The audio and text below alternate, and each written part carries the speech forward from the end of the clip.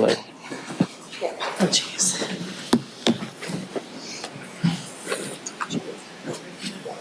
I was just about to Didn't think I was gonna make it. ask. Just the board give it a couple of minutes and we walk right in, so. All right.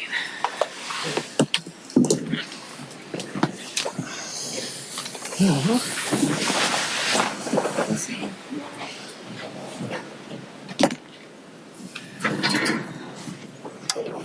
Just in case. I'll slide that over. Since that one's on, come sit next to you today. Works for me. All right, who's here today? Member Benoit, Koenig, Nahum. Member Trevise, okay. I got it. I'll start by Todd. All right. Thank you all for being so patient. It is 6:31. I'm going to call tonight's meeting to order. Hello and welcome. This is the Charter Township Meridian Zoning Board of Appeals meeting. Today is Wednesday, February 18th. The time is 6:32, and we will get this meeting to order. I will start with a roll call. Member Benoit. Present. Member Koenig. Present. Member Nahum. Present. And Member Trezise. Here. And Chairman Soar is here. Next, we will look to approval of tonight's agenda. Hopefully everybody got a chance to take a look. I move to approve the agenda. All right. Second. All right, great. This is a vote to approve tonight's agenda. Member Benoit. Yes. Member Koenig. Yes. Member Nahum. Yes. Member Trezise. Yes. And Chairman Soar is a yes. So we move right on to corrections, approval, and ratifications of the minutes from January 21st meeting of this year. Any notes? I'm going to abstain from voting for this one since I wasn't there, but Nor was I. I take in good confidence that you guys had a chance to look through and everything was represented correctly. I move to approve the meeting minutes of the January 21st, 2026 meeting as provided. Excellent. Second? All right. This is a vote to approve the minutes from January 21st, 2026. Member Benoit. Yes. Member Koenig. Yes. Member Nahum. Yes. Member Trezise. Yes. And Chairman Soar will abstain from voting. Communications is next on our agenda, of which we have none for tonight's meeting. There was Two that came in today. Yeah, we can address them when it comes up. I missed those. That's what I get for working too late. All right, let's see. All right, and we can loop those in, I believe, while we're on those cases. Okay, great. All right. Now that I see them, we will go to unfinished business. And with that, I will turn it back over to Keith regarding, I missed it. ZBA case number. Sorry, my mouse is. That's okay. You went too fast and I didn't have a chance to pull up my packet yet. Here we go. Got it. All right. Unfinished business tonight is ZBA case number 26-01, 2403 Hazlitt. Constantinos Marsalis, 1289 Creek Point, Rochester, Michigan, 48307. So who would like to begin? Mr. Chapman, you Yeah, want to go? I'll just start quickly. Thank you. This was from last month's meeting. The board postponed the request on behalf of the applicant to come back to this meeting to make a decision. So the proposal is to create two equal parcels that have 117.25 feet in lot width, and a variance of 82.75 feet is requested for both parcels. And there's also the previous packets also included. All right. Would the applicant or the applicant's representative like to speak regarding this case? And if so, you can come up to the podium. Just state your name and address for the public record. So Constantinos Marsalis. I bought this lot I want to develop it. So I want to actually build 2 homes on it. So it was an existing split, so the lots were actually 2 lots before. So we're asking if we can do the same thing, keep them how they were before, so 2 lots. It's a big enough lot, it's almost 2 acres. And we bought this house thinking that we're gonna build 2 brand-new homes on it. The existing home needs to be demoed. So we want to proceed building 2 homes on that property. And with your blessing, we'd like to proceed and develop this property that's been abandoned for probably, I don't know, 3-4 years. If I could hop in a little bit. Yep, I'm just his name and realtor. public record. Yep. Nicole Kitzmiller. Okay. So he went ahead and he purchased this property directly from the old homeowner. I was not a part of the original transaction, but hopped in here to help him go through with the proceedings with this. So it is a almost 2-acre parcel, and you'll be able to see on the plot plan that the neighboring parcels are all 1 acre.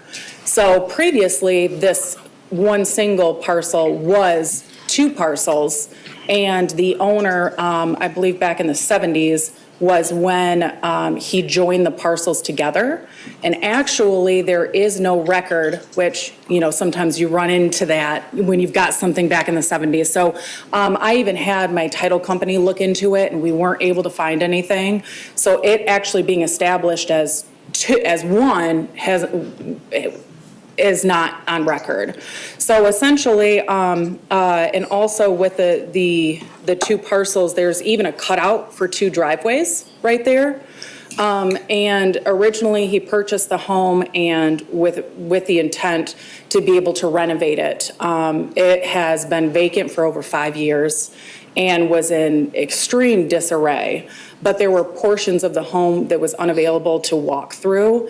And so then once we got a general contractor in there, we were able to get in the basement. There was 5 feet of standing water in the basement.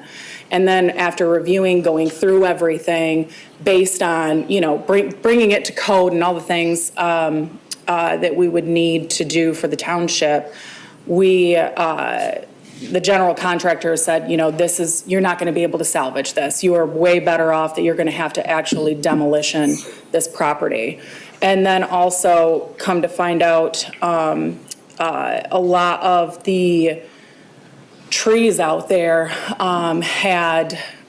we have a letter from the landscaper, Right Tree Services, that falling over the house. falling It over, was like rotted, yeah. And also having a very intrusive, such as poison ivy, but other things that were intrusive. So essentially, now it turned into, we do understand that price can't be the determining factor as to doing this, but overall, we want to build 2 houses, so that is our request, is to go ahead and split that.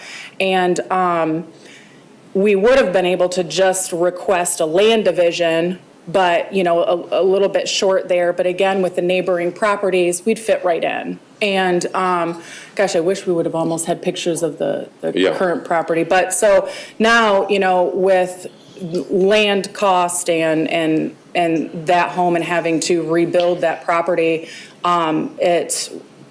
we are really looking to add those 2 houses there and go back to. We also have the support by the neighbors. They were here last time. Yeah, they were present at the last one that we had, and they came up and they voiced, and, they were very grateful to be able to build a new home and bring some jobs into the area and bring 2 new nice homes. And, they were, neighboring, and to be able to do 2 houses. And the zoning on it is a little unique as well. So it would be, there's room to build a separate house, but it truly makes sense to separate that parcel there in the middle. And, again, with those neighboring properties it will fit right in. All right. All right. And sorry. Oh, no, go ahead. And Finish your thought. when we went through when we went through this last time, I'm not sure if it shows up on the notes, so I just wanted to mention, everyone was on board and voted to agree to 3 out of the 4 conditions. And then it seemed as if one of the conditions, number 2, it was a split vote. So that's kind of where we ended at with the last meeting. We wanted you to be here so you can hear us out. Yeah. And the biggest thing, we actually didn't know until this last meeting that it used to be 2 separate parcels. So that's kind of where we're at. We would be able to just request a land division for it, but since we're just a little bit short, I spoke with Keith and he said that we need to do the variance before the land division. Okay.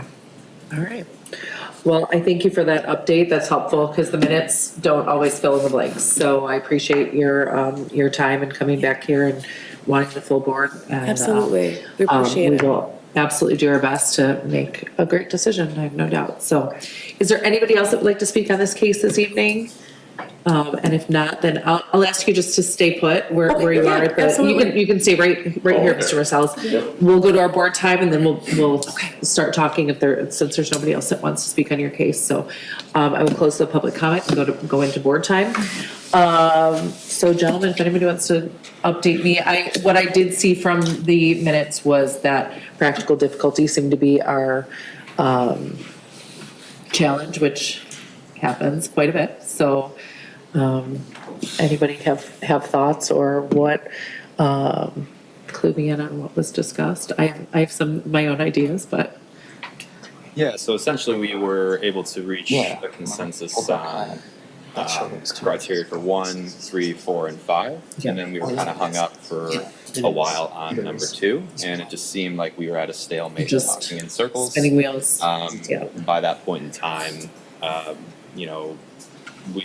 by the suggestion of, the applicant that, we push to this meeting, hopefully have 5 members to add in another voice and maybe some more thoughts, and then kind of see if we can come to a consensus from there. Right. That's kind of what I've read from the minutes, but I just wanted to, to feel it out, make sure I was reading it correctly. It was kind of sparse, so it's just like, I was imagining what was likely to have been said. I guess so to Mr. Marcellus, and I'm sorry, was it Ms. Kitzmiller? Yes. Okay, I did write it correctly. I guess my question when reading the packet and hearing your story is, I guess the biggest question will be, there's no concern with building a new house on that lot. It's that you want to split it to build 2 houses. Right. So I think that's probably likely where that practical difficulty came in for, I can imagine, knowing these gentlemen as well as I do, that's where the practical difficulty came from. So can you walk me through why the split parcel is necessary versus just having that size of a lot and rebuilding? Financing the properties, right? So this is what I do. I build homes and I remodel homes. It's actually cheaper to build 2 houses on that property. We won't be able to recoup our money or get the necessary profit margin that we want to do, when we build 2 houses on that property. The cost went up already because now we went in, now we had to, clean landscape, we have to plant trees, we got to do all that stuff, right? So it becomes a lot easier to sell 2 homes, right? Construction will cost, because these are brand new houses, right, that we're gonna put up. So it'll be a lot easier and a lot cheaper for us to build 2 houses right next to each other than it is to build 1 house. You won't be able to get our money out. Essentially, the problem that we will run into is, if we are unable to do this now with the new findings, there won't be another house that is built, and even just to sell that parcel back from just to clear, for it to sit there the way that it is, I know that the community would not like that, and we really are I understand that things try to be very black and white with those requirements, the 1 through 5. I personally and professionally feel, especially as a Realtor with the housing market, that hoping that, there's a little bit of weight from neighbors and the community and bringing these, new homes into the area, again, with the neighbors that came over and so forth. So it really is a matter of, this is the only way that we would be able to proceed. And we originally did not know that or intend it, but, then when we ran into construction issues, that's where this, arose, and we realized, hey, neighboring properties are 1 acre, so we should be okay to be able to split this parcel up, and versus, building 2 houses on the one property, with it being in one parcel, you can run into issues with the township with their requirements, but also on the lending side with their requirements as well. So it's a different ball game in the industry when you've got 2 houses on one parcel versus, 1 house on each, correct? My struggle with this is that you bought the lot as is, thinking to redevelop it into 2 homes? No, to renovate the first renovate the house. previous home. Correct, correct. And I'm guessing that's where we got into unique circumstances, or, I don't see the unique, okay. I'm wondering what the discussion was to find a unique circumstance in the property. Well, that's what I thought it might be. Yeah. So there was some discussion on 1 and 2 and where the kind of crux of the issue lie. Yeah. Some of the arguments for unique circumstances was that it is actually unusual for its neighborhood, in that like cutting it in half would actually make it the same size as Okay, its being neighbors. that it's such a large lot. Right, yeah, it's double the size of both of its neighbors, and so its non-conformance wouldn't actually be unusual for that street. And then there was also arguments that, the plot had a house that wasn't able to be restored. That's the other argument for unique circumstances. Right. Okay. All right. I could go with that for unique circumstances. I did, I think, and you mentioned it earlier when you were speaking first, that, unfortunately, the finances of it is not something that we can take into consideration. Right. Only because, for many reasons, but most of which is that all kinds of circumstances can come up. Right. And, that's not something that's part of our scope that we look at. But also because this variance stays with the property. So when you sell those 2 lots, that goes into somebody else's hands, but the variance stays with that property. So that's where we can't take those finances into consideration, because that wouldn't be fair to that variance going down the road. That said, I could see either side here. I could definitely see a side where, obviously, if this house is not habitable, the practical difficulty is they need to be able to build something, but do they need to be able to build 2 homes and split the lot in order to Yeah. I had a cover question- I those had a practical question for difficulties? Keith. Yes. Member Trezise? They said that they think that the lot is big enough for 2 houses. The zoning is RA, dwelling unit per acre, correct? It's Yeah, RR. they were talking, she was referencing maybe a mother-in-law suite, is that what you were? Yeah, if there were to build 2 houses on one parcel, it'd almost be more like a mother-in-law suite versus where we would have single-family housing. So if this is going to remain RA, the way they've got it planned, you'd need 2 variances. One for the acreage and one for the frontage. This is RA. It's RR. RR, sorry. Yeah. This is RR. It's RR. The map said RA, I thought. No, it's RR. Yeah, Yeah. it's RR. Okay. They have enough, Yeah. area, it's just the frontage that is the issue. Right. So essentially, with that being the only issue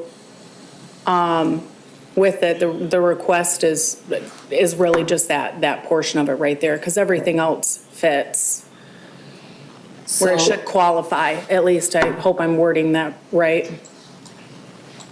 Okay, then I have another question, Keith. Yeah. With these lots being smaller, the two smaller parcels, what does that look like for variances going forward, for building, for lot lines and? Yeah, I think Frontage. we kind of talked about that the last meeting in terms of Yeah. setbacks. Yeah. And I mean, It's hard, you can't tell because. well, I know, but they submitted some of the drawings that they Right. had, the plans, Yeah. and it looked like they were would be well within the setbacks. Setbacks, Yeah.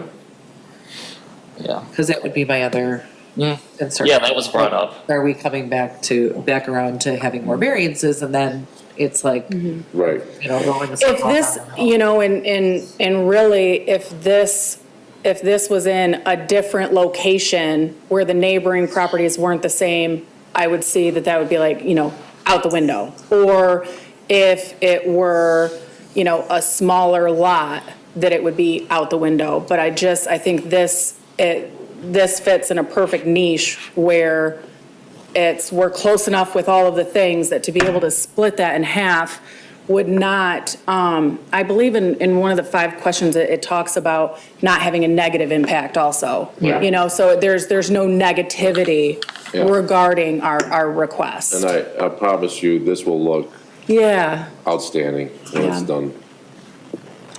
out of blood, sweat, and tears. I'm looking at the plat map, and would you divide it in half from north and south and build one home on Raby Road? Or it doesn't go? I don't think it No, goes no, back I'm to sorry, Raby, I'm- no. It's south, But there's not two. north. Yeah. There's two driveways driveways already where already. the curb is cut. And if we're just saying split it right down the middle and it's both, it's long, depth one, same So as it's- the neighboring properties, yes. All those shotgun lots. Then the question I have is, it doesn't look like any of the other lots surrounding it have 200 feet of frontage. Well, that's, Correct. and that Correct. gets back to It- how it was platted and, Yeah, and the zoning matching up to zoning. what's platted. yeah. So, I'll just, for my fellow board members, I don't have a huge problem with this. I could meet the minimum action. I could meet that it won't adversely affect. I can meet generally consistent, and I could see where I could make that case for unique circumstances. I still am trying to cross the hurdle for practical difficulties, but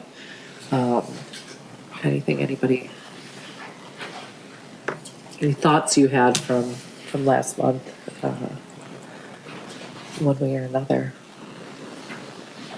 I mean, yeah, I think you Anything? got exactly to where we were. Okay. In the last meeting. All right. Well, okay, let's ask more questions. Who's got questions? I mean, just looking at the plot map here, I mean, it's absolutely a different shape than every other lot within that block, right up clear to Oakness Road. Quick question. Yes. Is that something we should be considering, whether or not it is similar to its neighboring properties, or should they each be evaluated in isolation? I think we should take each case individually, but even just looking, it's kind of glaringly obvious when you Right. look at it that it's just an odd, unique situation for this block, for this zone. So I do understand, Very strange. sorry if I don't know if is that okay? Ms. Kinsella, go ahead. I understand that you guys have to take each case and it only be about that case in isolation. But part of the requirements is neighboring properties. So even though it is just about this lot, the consistency is part of the requirements as well. So it is kind of, you know. Like, and forth with we that a have little to, so part of our criteria is making Yeah. sure that granting the variance will not adversely affect the neighboring Right, parcels.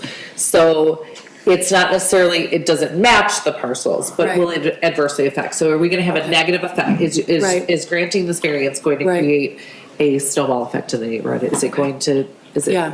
somehow gonna impact negatively? Okay. So, and I can say no. I would Yeah. agree that it wouldn't negatively impact this neighborhood. However, the hardest one for us to meet, and this is the challenge, it's very, our second criteria is very gray. It's what we determine to be practical difficulties. You buy a property and it doesn't turn out how you want, so is that a practical difficulty? That's kind of where, it's way simplified, but that's kind of the problem that we have to figure out. So now I mean, do we want people to build in our community? Absolutely. Do we want people to build new homes in our community? Do we want somebody to build a new home on this lot instead of, like they're saying, if they're not able to do this, they're walking away, and then it's up to, whoever might come next, which doesn't say that there's not another variance in the future if somebody else decides to build on this lot. So we have people that are invested in the community, we have people that want to build here and, kind of clean up this lot that I drive to Costco a lot, so I see this house quite a bit. Now that you cleared the trees, I've seen it quite a bit more. And, do we want to contribute to something positive going into that space? So that's kind of where I look at criteria too, is the practical difficulty that they just cannot make this parcel work as a one-family parcel. So, And I don't see that very easily. I Yeah. mean, there's nothing preventing them from building in accordance with what the law currently applies. I asked Keith, or I will ask him, had they split the lot before they came here, would the lots be conforming then under the zoning, the RR zoning?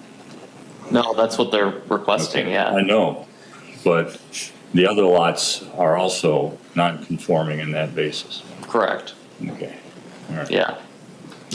That makes it confusing. it does make it confusing, because then all the rest of the lots Yeah. there, They're all non-conforming uses. they're all not conforming. Yeah. So this would be, this would be the only conforming, Use, yes. but, I don't know if this makes a little bit of a difference, but in talking with Keith about this, truly the biggest thing is the request of the variance of the footage. So if we had a little bit more footage, then we wouldn't have needed a variance, we would have just needed a land division. Right. So, yeah, and which again That's is kinda where where we- I can meet the minimum Yeah. action for sure, because we're just at Right. just enough. Member Kata, go ahead. I just wanted to give you a little bit more background. I'm not gonna speak too much on this. I spoke ad nauseum about this at the first meeting, and That's what you're doing, you're right, because we do all the talking. I was probably part of the reason why we postponed this. Yeah. Because of going back and forth on this.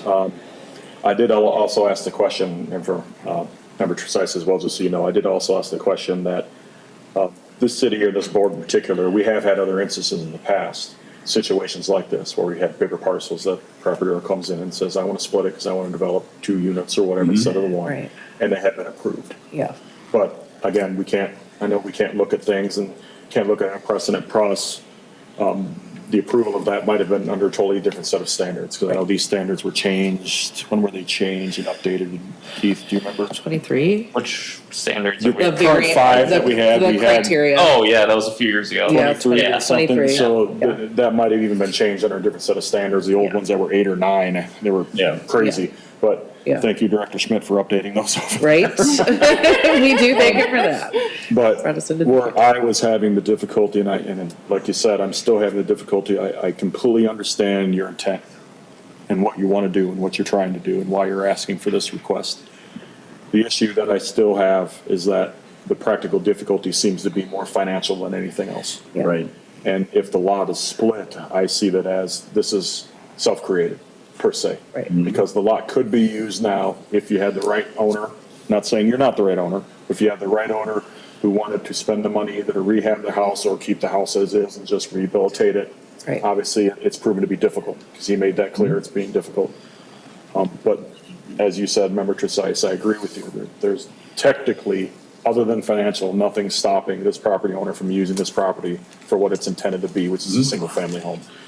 And to me, the difficulty is leaning toward being self-created, even though my big issue and why I decided, let's see if we can Yeah. postpone this, is that there is a lot of gray in there. And I was trying to find, Yeah. leeway on, could there be an argument against the practical difficulty for the property owners? Right. And I still get stuck on, to me, regardless of whether, I understand that the property used to be two and then it got combined, and that happened before them. Right. So that's not Do we their know that issue. for sure? Well, staff So goes. that was, okay, yeah. That is the case. So we know that the two properties, or the two lots, whatever you want to call them, were separate before, synonymous with the immediate properties. Because, going back to the unique circumstances, there's other properties in here that are huge, like this one. Look at the one directly to the south. Right, right. So that's where the argument is. It could be unique, it could not be. We kind of straddled on, it's unique based on the immediately adjacent properties to them. Right. And if you split it, it'll be synonymous with the immediately adjacent properties. But there's other properties in there that are just as big as if not bigger. Not that it's going to have necessarily impact on those. But because it was combined before he purchased it, the applicant purchased it, it's the lot that we see, that the lot's in front of us today. Right. So splitting it, I understand it would create it kind of synonymous with the surrounding immediately, but still, my stance as being a member of this board is taking these literal as we can to protect the intent of the zoning code. And splitting that lot, I'm still teeter-tottering more on the side of this is more self-created, just because the lot itself could technically be used. Yeah. Obviously, financially, that'd be a difficulty. Yeah. He's made it very clear that if you were to walk away and somebody else were to buy it, somebody else is going to have to pony up a lot of money to knock down that house, fix it up, rehabilitate it, whatever. So it would take the right person, and who knows what that'd be. It can go back to being a property that sits for sale for 5 years until somebody with the right money, or the You have to gentleman be- from Acashire buys it and builds a mega mansion on it like he The did up lot- there on Lake Lansing. Right. The lot would have to be 200,000, and that's gonna be a hard sell. But I just wanted to give a quick background. And I did ask the question before, Right. have you had other lots that were like this that have been split? But the more I kind of looked into it, that might have been split under different standards, so that can't really be considered, even though it has been done. We've even had some that we turned down too. Yes. So Yeah. it goes both ways. Yeah, that's the hardest part. It just depends on the circumstances and what we see at the time. And the hardest part for me is that the lot is buildable as is. So that's where I get into the practical difficulties, and with the finances not being a consideration for us, that the lot is buildable. So it's not an ideal build, and it's not an ideal financial risk, right? And that's tough, and I don't say that lightly, but yes, Member Kane. When you're done, Madam Chair. So I hope that it's understood that we're definitely taking this into as much consideration as possible, with also understanding that I'm not seeing a practical difficulty that the property can't be built on, because the property can be built on, it's just not the way that you want to build it. And that's where we get into, if it's zoned our single-family rural residential, that's what, you can put a single-family home on there. So, Member Kidner, go ahead. Yeah. Question for staff. I know there was talk about granny flat or whatever it is. What is it that could be allowed on there if it were to remain as is? 600 square foot ADU. So it'd have to be an The accessory ADU. dwelling unit. Okay. Yeah. Okay, so it could be something that could be rented out, per se. Does it have to have its own water, Yeah, but stuff to eat, food, things like that, electricity? Okay. Yeah. If the intent, if I may, Madam Chair, Yep. thank you, staff. Go for it. Ask the applicant. If the intent is to have two separate dwelling units, would the single-family home, if you recuperated that single-family home, regardless of price, I know price is an issue, but if you recuperated that single-family home, and if you were allowed, I don't know if it's just allowed by right or if it's a special use, whatever it is, but to have some sort of an accessory dwelling unit on there, you technically would have 2 units. You'd have the main unit, the main permitted use, and then the accessory use. Would that suffice financially for you instead of having 2 separate single-family uses? Financing won't work that. Financing won't work. You need to have them separate. Yeah, That's the issue. yeah. And the other thing is, this house needs to be demoed. We had, was a gentleman that came out from Yeah. Meridian Township. I'm pretty sure that we're already at a point where the city has demanded that it needs to be demoed. Yeah. But they want us to come to We this can't meeting even renovate first. it. We can't even, yeah. Yeah, there's just too much, And then so site viewing and so forth would happen post this if, So if I may. Yeah. It seems like, if they, I'm trying to look at this as cut and dry as possible. Like the Yeah. goal is to build 2 houses. And if what they do with it afterwards, I'm not really thinking about. They could move into it, family members, friends, that's none of my business. But they can't build 2 separate houses without splitting the lot. And at the moment, if we don't grant this variance, the house will just sit as is, and if the city is already asking them to demo it, and they're gonna put it back on the market, the practical difficulty of intention of, building 2 houses is kind of off the wayside. So that's how I've kind of come to conclusion here, and, it's not not a lot of mental gymnastics from my standpoint, but that's their goal, and they want to split the property. I'm okay with it because of it's going to fit in with every other property surrounding it, and it's not too far off the variance. Yeah. So I mean, again, I can meet minimal. I think my problem with that is like the practical difficulty. Wanting to build 2 homes is not necessarily what's permitted. I mean, it's not permitted, right? It's 1 lot. It's zoned rural residential, so one, you can have an accessory dwelling unit, but you can't have 2 houses on the same lot. So again, yeah, I can see where, if we split it, it's easy peasy. But is there a practical difficulty there? Like, what is the practical difficulty? Because they want to is not a practical difficulty. I mean, you can do a lot of things with your lot, but that's where I'm having a hard time, is trying to figure out how to so make that jump. So my question, again, I know that like you try to be very black and white with it, and that, this is one of kind of the gray area. I guess I look at it more of like we're trying, that's why we're here, is to request it, to do, the positive move forward. And so it is like, I'm looking at it in a way of more of like hopeful that it will be that way versus it just being shut down, like looking for are we looking for reasons to approve it as much as reasons to turn it down? You know what I mean? Does that make?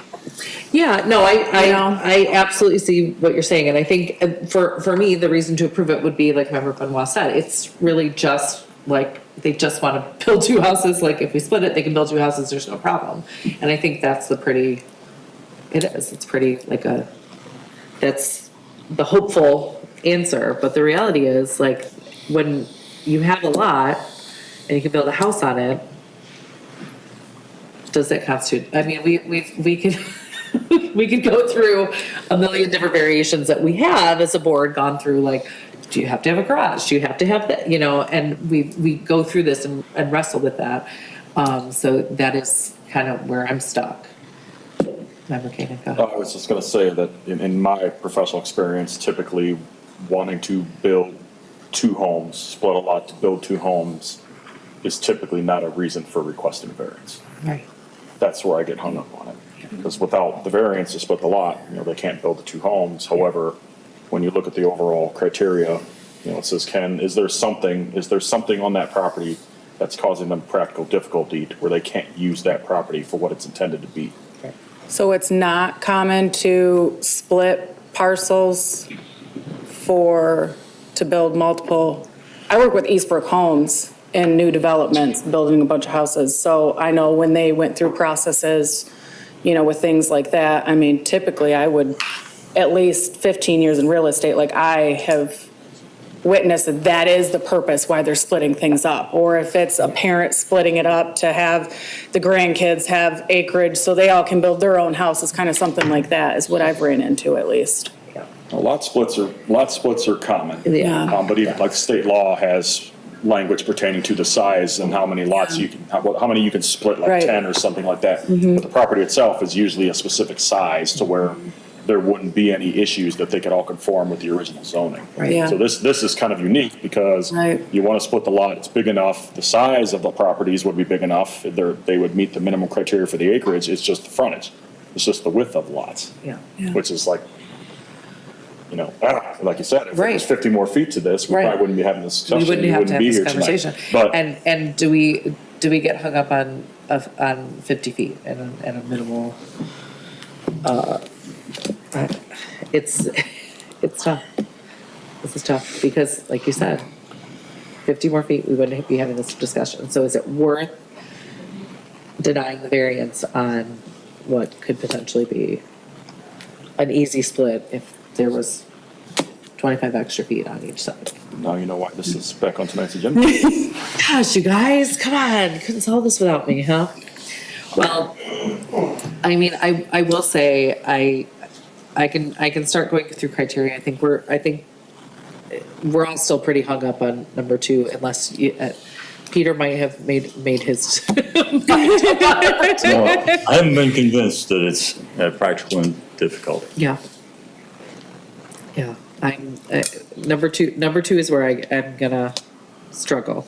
So, I will go through them just to kind of keep the momentum here, since we have a few other orders of business tonight. Criteria 1 is unique circumstances exist that are peculiar to the land or structure that are not applicable to other land. I don't have reading glasses on, sorry guys, let me make this as quick as possible. Other land or structures in the same zoning district, and these unique circumstances are not self-created. And I can meet that criteria. I do think that looking at this, hearing their story, looking just at the plot map here, that I can make an argument for unique. I think that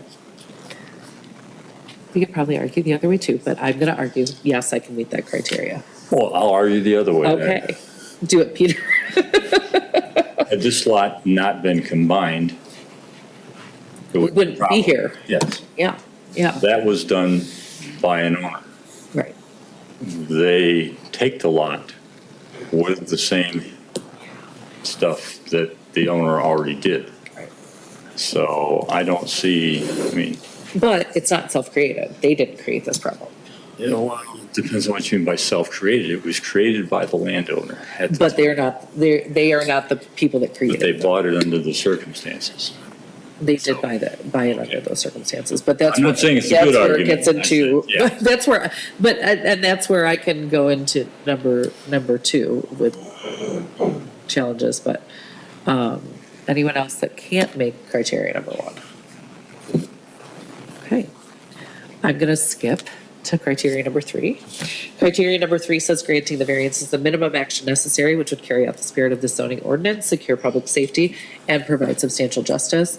And I can meet that very easily. I do think that, again, we would not be having this conversation with a couple dozen more feet there. Well, it would need to be 160 more feet, right? Yeah. So it is not just a few feet, yeah. Okay. We made the argument at the last meeting for the support of number 3 because the applicant is proposing to split the property right down the middle. So it's basically equal sizes versus if they were to say, we want to create 2 lots, one of them being 20 feet wide and the other being Right. 290 feet wide, that, in my eyes, would not be a minimum action. Okay. Creating they would almost have to have two different variances at two different Two times. equal size Plus the other lots. lot would almost be unbuildable because of the size of it. So that's how we came to the conclusion, I believe, as a board, that we're Okay. here for meeting criteria number 3. Okay, fair. I would go with number 3, not on that basis, but based on the fact that it would provide substantial justice Yeah. and conform to the general purpose of the zoning act.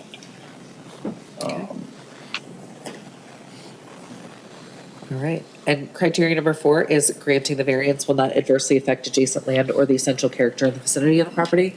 I can meet that. I think we can all pretty much meet that criteria. Criteria 5 is granting the variance will be generally consistent with public interest and the purposes and intent of this chapter. And this is, I can meet this criteria, but go with me on this journey, gentlemen. If we're saying that the purposes, we can meet the purposes and intent of this chapter,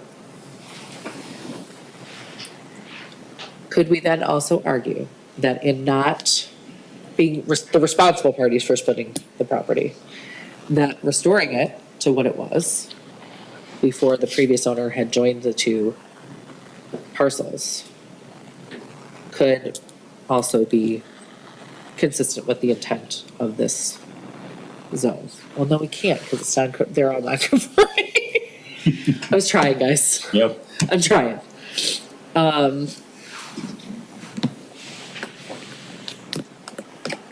I can meet number 5, but I do think that if the intent is to offer justice, substantial justice for the new owners of this property who did not create this problem, but kind of walked into the problem unknowing of what else was there, that's where I could start to kind of nick away at some practical difficulties. Remember, Kate? I think the key word in that sentence for me is generally. And I think if you want to be kind of looking at the gray point of it, to be generally consistent with the public interest and intent of that chapter of the rural residential one-family dwelling would be to permit single-family dwelling units. And that's essentially what they want to do, is they want to ask and get permission for 2 single-family dwellings instead of one there that's dilapidated. Right. So for me, that was the argument for saying that it's generally consistent with the public interest. Is the request of the variance, that's more going toward number 2 and number 1. But for number 5, I think we discussed as a board that generally the intent of what they want, they're not coming there to put a golf course or an airport or whatever it was that a special use Gravel permit, pit. that a special use permit would allow or something like that. But, Yeah.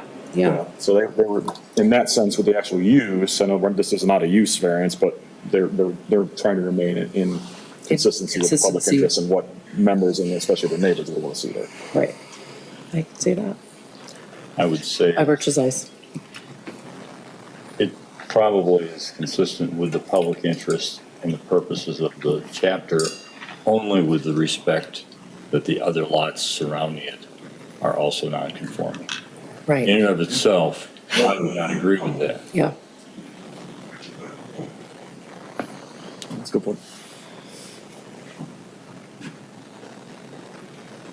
Okay, well, number 2, strict interpretation and enforcement of the literal terms and provisions of this chapter would result in practical difficulties that would prevent the owner from using the property for a permitted purpose.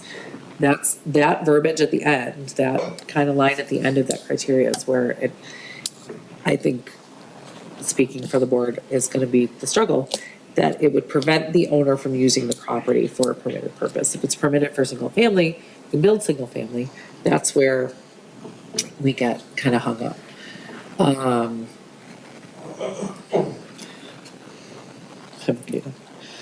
This will be the last thing I say, I promise. Keep talking. I'm gonna fall on the sword for this one, for the board. And I'll give you my reason why. Again, reading this, I still get hung up on practical difficulties. You pinpointed, that part of the sentence with permitted purpose. I see this as there being a permitted purpose that could be allowed. Financially, it'd be difficult. We already know that. But could you build a single family house on that property? My thought is yes, there could be. And I still stand, I have to make a decision. And I'm standing on the decision that I see the practical difficulty as being something that's caused by the property owner. That's not to say that I don't agree with your intent. I understand what you want to do. It's not an easy decision. It's just my decision, and I'm only one vote. So by me, I'm saying that I cannot meet criteria number 2. But again, I'm only one vote in this board. If the other 4 vote yes, then congratulations, you got your variance and good for you guys. But I got to pick a side. I can't, because me teeter-tottering is what probably got this thing postponed in the first place. And, for your sake, I want you guys to have closure on this. I don't want to drag this out till 9 o'clock. I'm just going to say, that's my decision, is that I can't meet criteria number 2. I tried every other loophole I could find, and I just can't find something. So, but like I said, I'm only one vote. So if I vote against this, you got 4 other people on here. That's hence the reason why we brought the chair back. But I just wanted to be honest with you guys. I want to be transparent with everyone here. Yes, we needed. And give you my, my personal, my professional opinions on where I think I stand on number 2.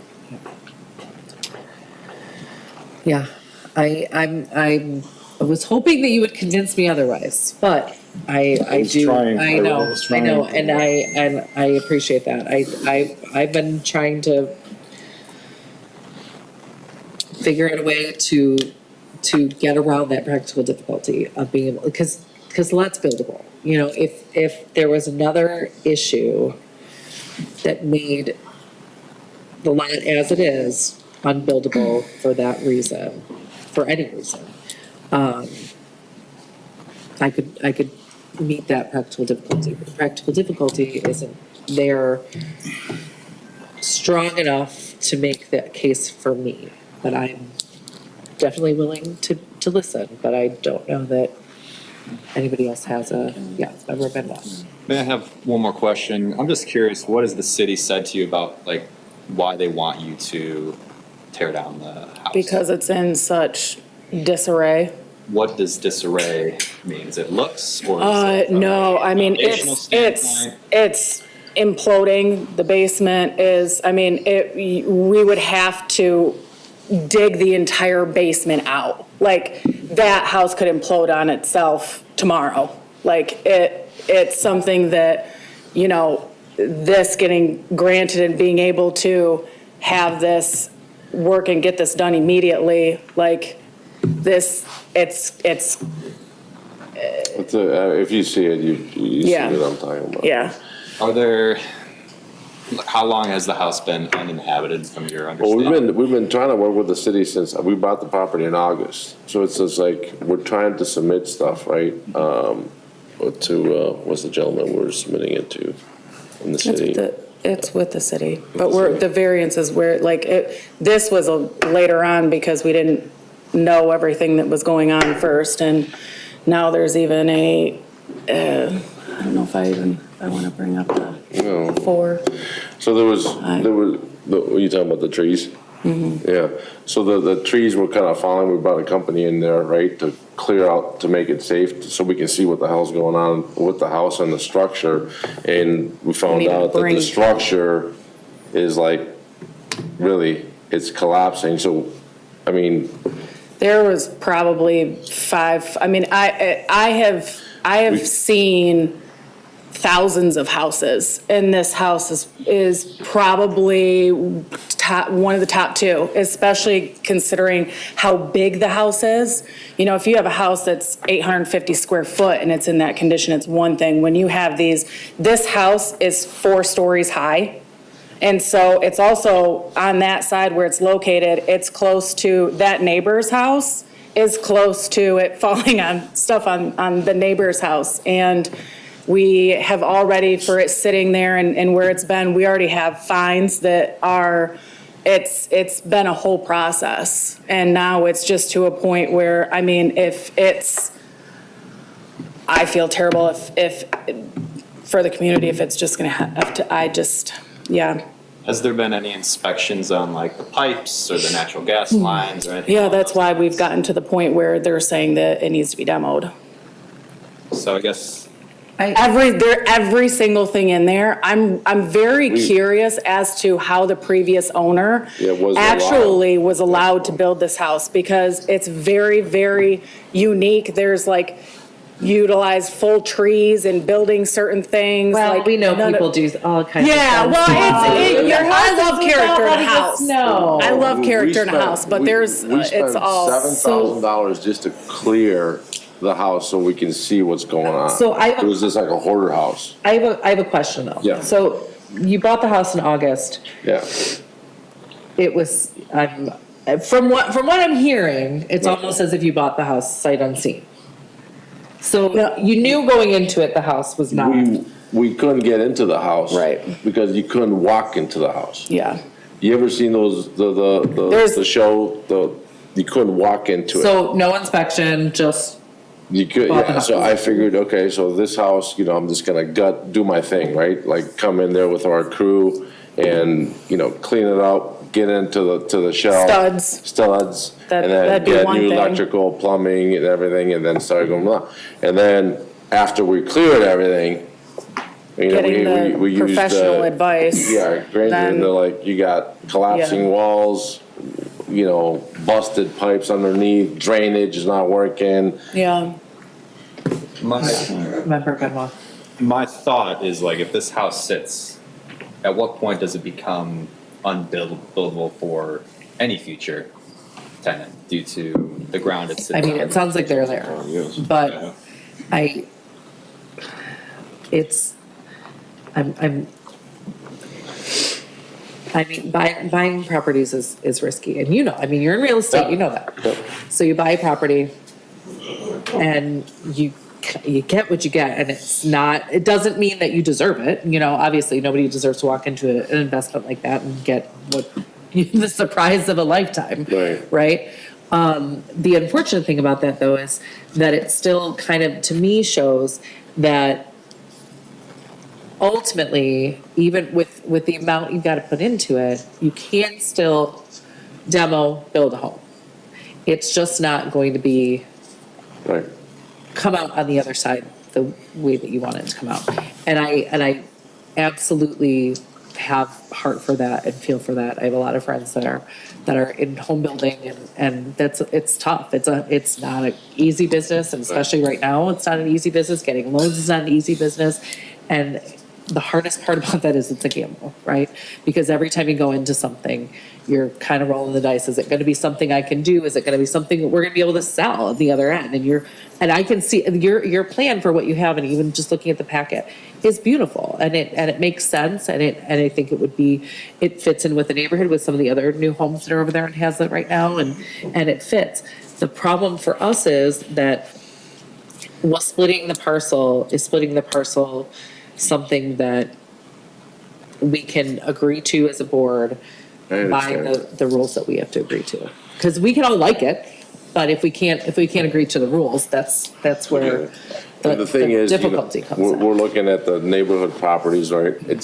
It's not like we're asking, we're just trying to be the same with the other properties. So, but also in this, and I really don't like bringing this word up, and I don't even know if I should, but like because, if you guys were to vote this down today, it's like 3 years or something like that before you can bring it back again, right? 1 year? Yeah. So. Yeah, but is that gonna pass again? Well, like, I almost wonder if there is a different route where it is like an attorney is filing something to undo if there's not even a record of putting the two parcels together, like there is literally no record. It was two separate parcels. There is no record of it being on one, putting that parcel together. So an attorney coming in and saying, actually, here's their book of all their stuff, there's an actual thing in there that would be able to say, hey, like actually this can be undone through this process, because it really is if it wasn't two separate lots before, okay, but it's truly asking to undo something. something.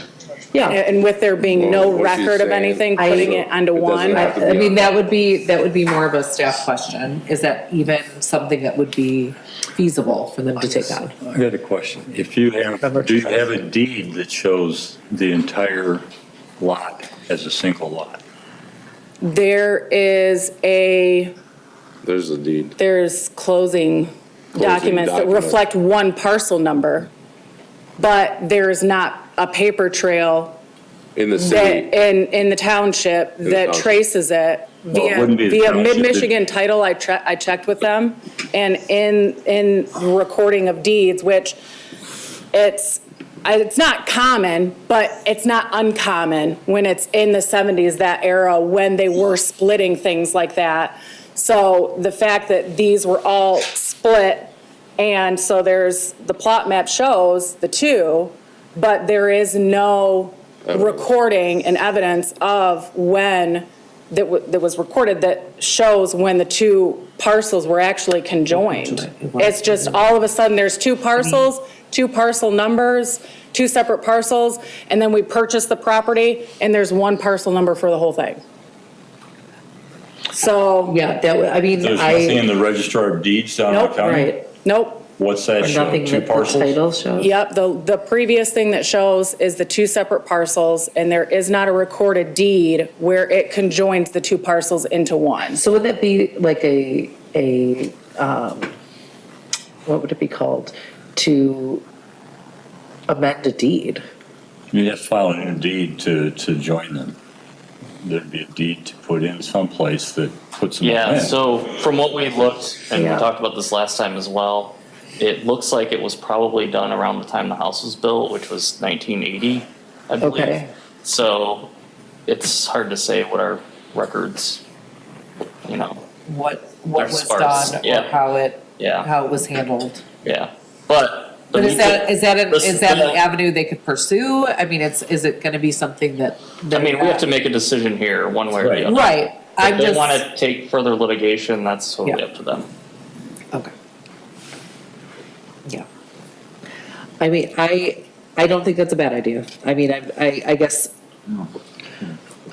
taking the, the ZBA out of that, decision-making, I mean, it's, Well, you guys would still have to approve the variance, because even if we undo it, it's still non-conforming because the other lots are non-conforming.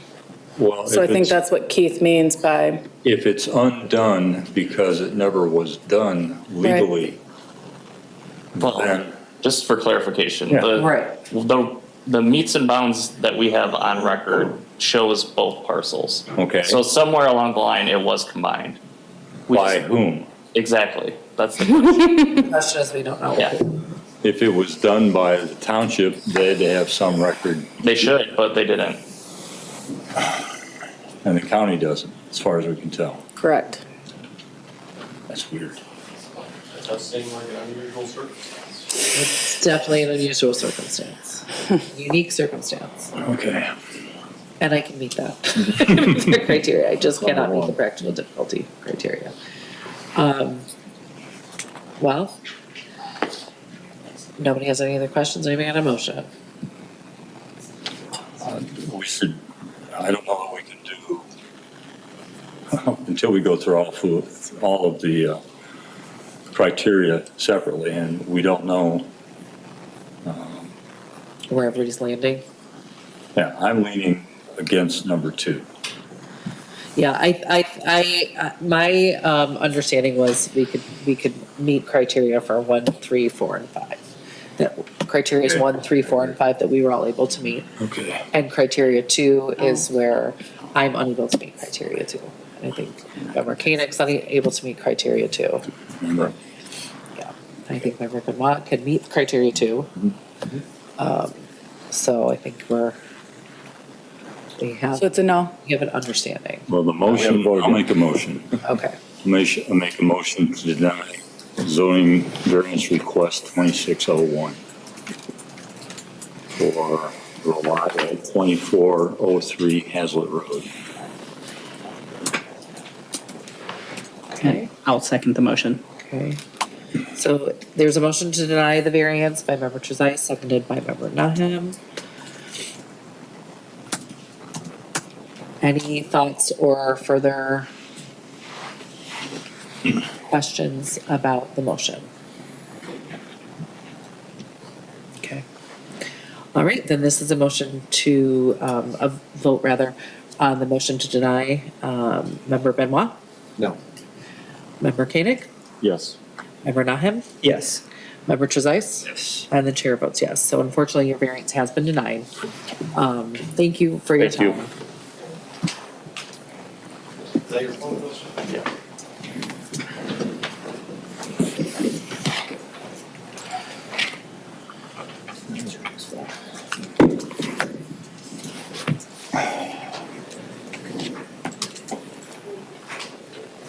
All right, give me just a sec. Okay, all right. That takes us to ZBA case number 26-02, 2843 Grand River, Foresight Super Sign, 1200 Marquette Street, Lansing, Michigan, 48906. Mr. Chapman, take it away. Yeah, so the applicant's requesting to construct a 47 square foot freestanding sign that will be located 5 feet from the front property line. The parcel is approximately 1.9 acres in size and is zone C2 commercial.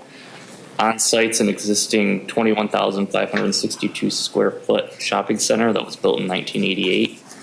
This new sign will be for 12 tenants in the shopping center. The ordinance requires the sign to be a maximum of 38 square feet in the surface display area. And the proposed sign will be 47 square feet.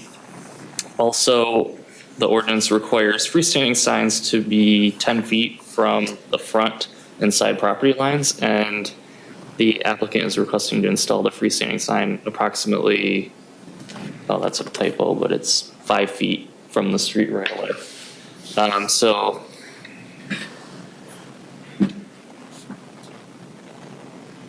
looks like my math was wrong on here. Yeah. Yeah. So 9 square foot variance is requested and a 5 foot variance for the front property line. Okay. All right. Thank you very much, Mr. Chapman. Would the applicant or the applicant's representative like to come up to the podium and speak on this case? Come on up.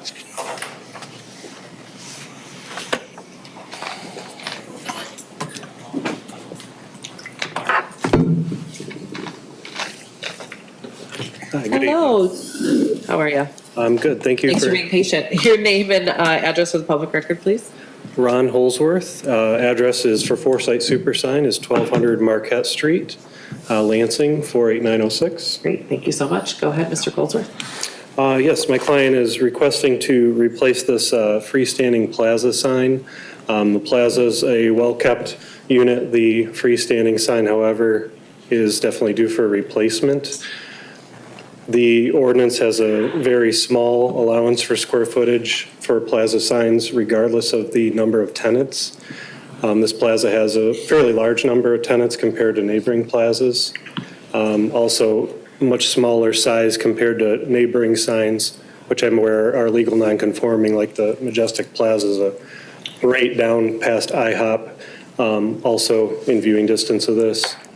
There's also a large section of trees in the right-of-way down that area that prevents viewing if we were needing to move back from the existing setback. Current sign is 5 foot setback from the right-of-way. So we're hoping to maintain that same setback with the new sign if possible, with a small increase in square footage because of the large number of tenants for this plaza. The alternative, which is mentioned in the criteria here, we could move it down to the east side of the parcel, but that would put it even more being blocked by the trees in the right-of-way on the next parcel.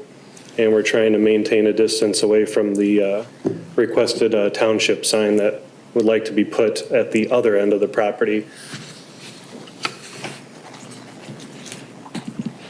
All right. Is there anything else you'd like to share with this case or? I don't believe so. Okay. If you'd like to, is there anybody else that would like to speak on this case this evening? All right. In that case, I will just have you stay put. Sure. And I'm going to close public comment. We'll get into our board time. Mr. Chapman, can you talk to us about the township sign that was proposed? Or Mr. Schmidt? That's why you're here. I was wondering why you were here. Well, It's like a very special visit. I apologize. I haven't been here for a while. It's good to see your face. And I appreciate the conversation on the last case. I certainly have some thoughts on that, but As do we. I would say that the township sign is frankly irrelevant. Okay. Candidly, this has been going on so long, we found another location, Okay. and we're likely to move forward at another location. But it should not play into your discussion Okay. this evening. The one thing that I would ask that has popped up since your packet was published, we have on again, off again over the years gotten complaints about the U-Haul that is parked at this location with the Great Clips advertising on it. Historically, it pops up and then it disappears, and it just happens to have popped up again. And so would ask that if the Zoning Board of Appeals does choose to move forward with something like this, that there is a prohibition on those types of advertising vehicles on the property added as a condition of your approval. Okay. But the township sign is not relevant to the discussions from our Okay. perspective. That's helpful. Thank you so much. We will definitely take that prohibition into agreement. I have seen that truck. All right.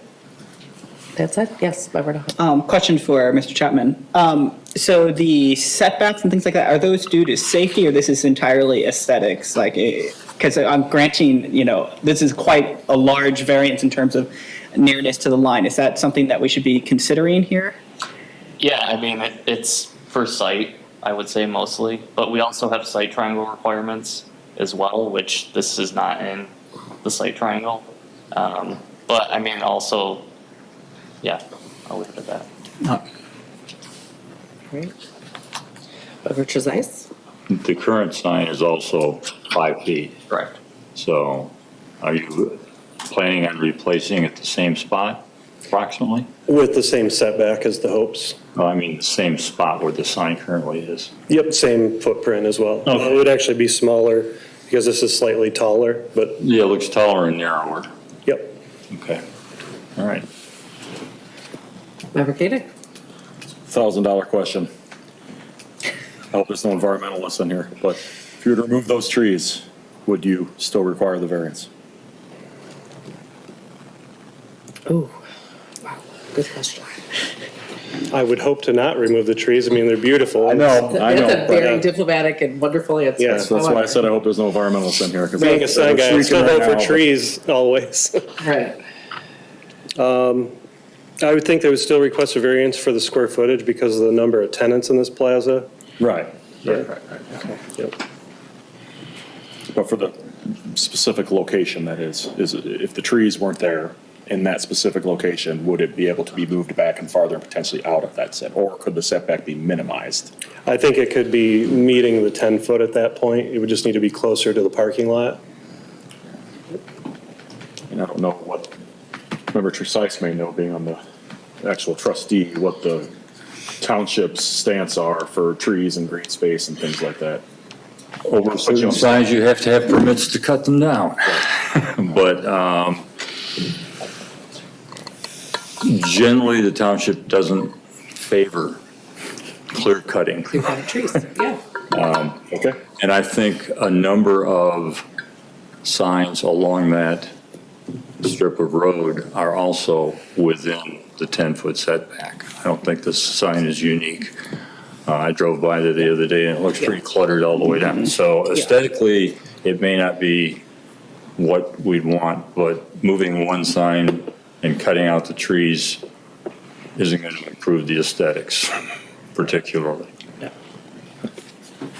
Thank you. Okay.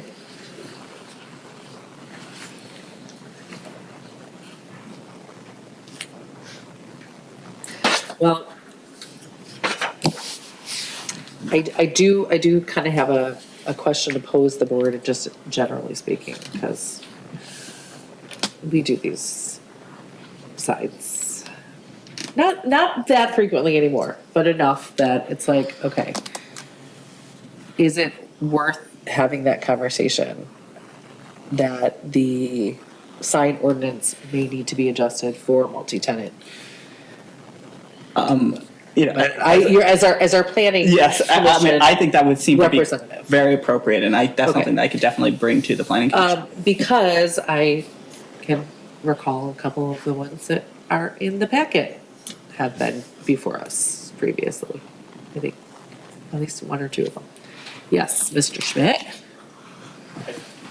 I only chime in because the sign ordinance was my baby when I started here. Yes. We did update this. In Okay. 2023, we increased the allowance by 33%. Okay. So it went from 28 to 38 square feet. Okay, so it was increased, okay. Yes. And I'm guessing the spirit of the ordinance is to keep the visual clutter down, kind of keep things consistent along that corridor. And that's what I'm assuming is the intent. So that's it.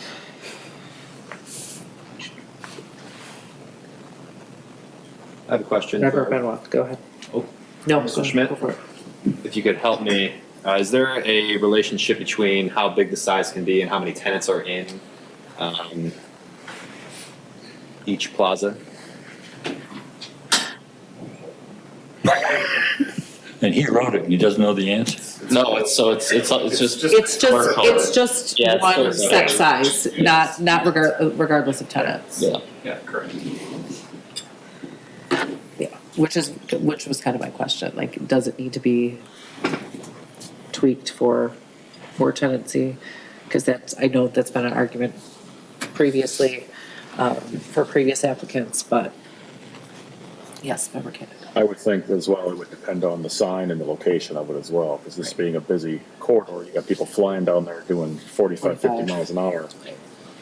Trying to read beautiful nails on that previous sign, they might have to rubberneck and look at the front of the building if they can even find it in there, and it could be a safety issue along there. Yeah. Versus it was, if it's off the beaten path, there's something on a 25-mile-per-hour road, they're going faster, they might be able to see it easier. Yeah.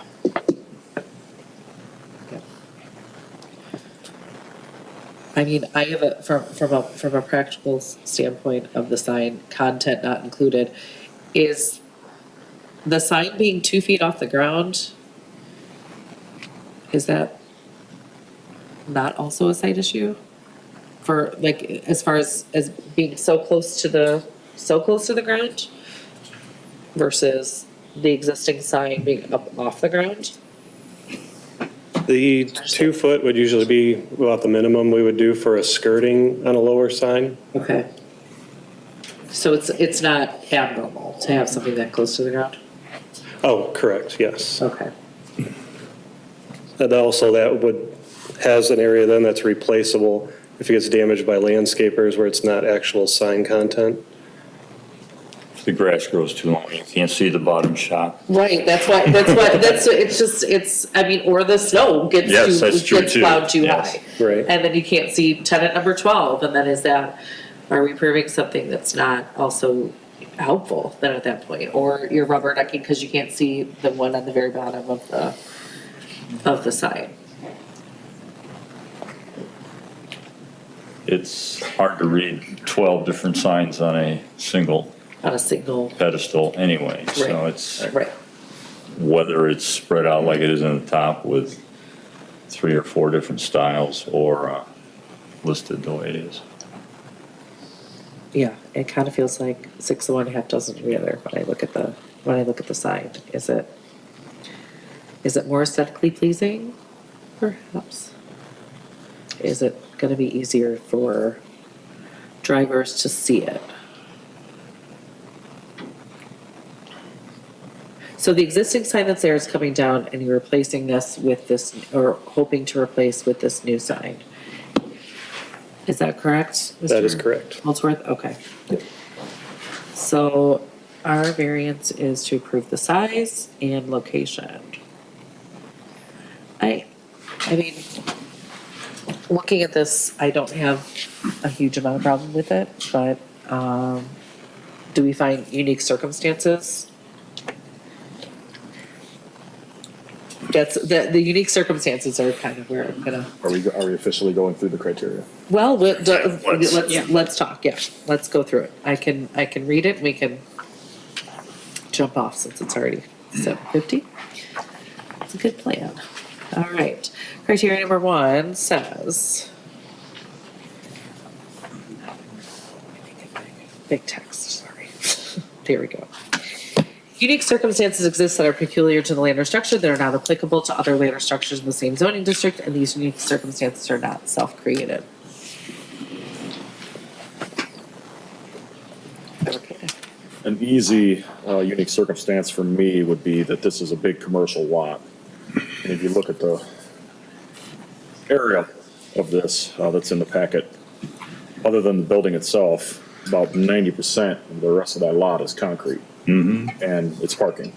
So you're very limited on where you can put a sign on the grass, unless you take down some trees.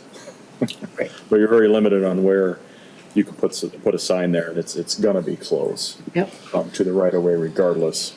The applicant is just making a point to kind of put it no closer than what the current sign is.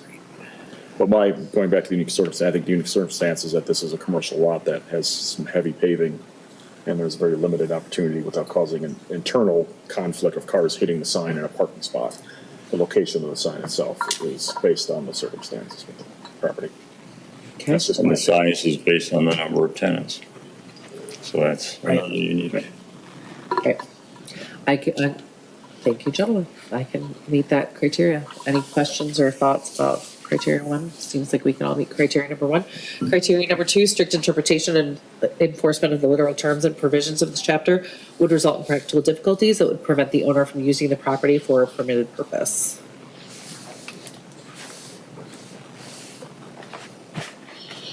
I will say, unless you know what's there, it is difficult to see what's there. Yeah. You know, I go there a lot. It's difficult, especially kind of the way that the building is shaped and kind of tucked around the corner. It is difficult to see going 45 miles an hour down Grand River to find something without having proper signage. And to have something that is visible and outside the setback, you have to cut down more than one tree. It would be a number. It would be. Sign light. Yeah, absolutely. So for both the size and the location, I could meet that there are practical difficulties there. Any thoughts on that one? I agree. Okay.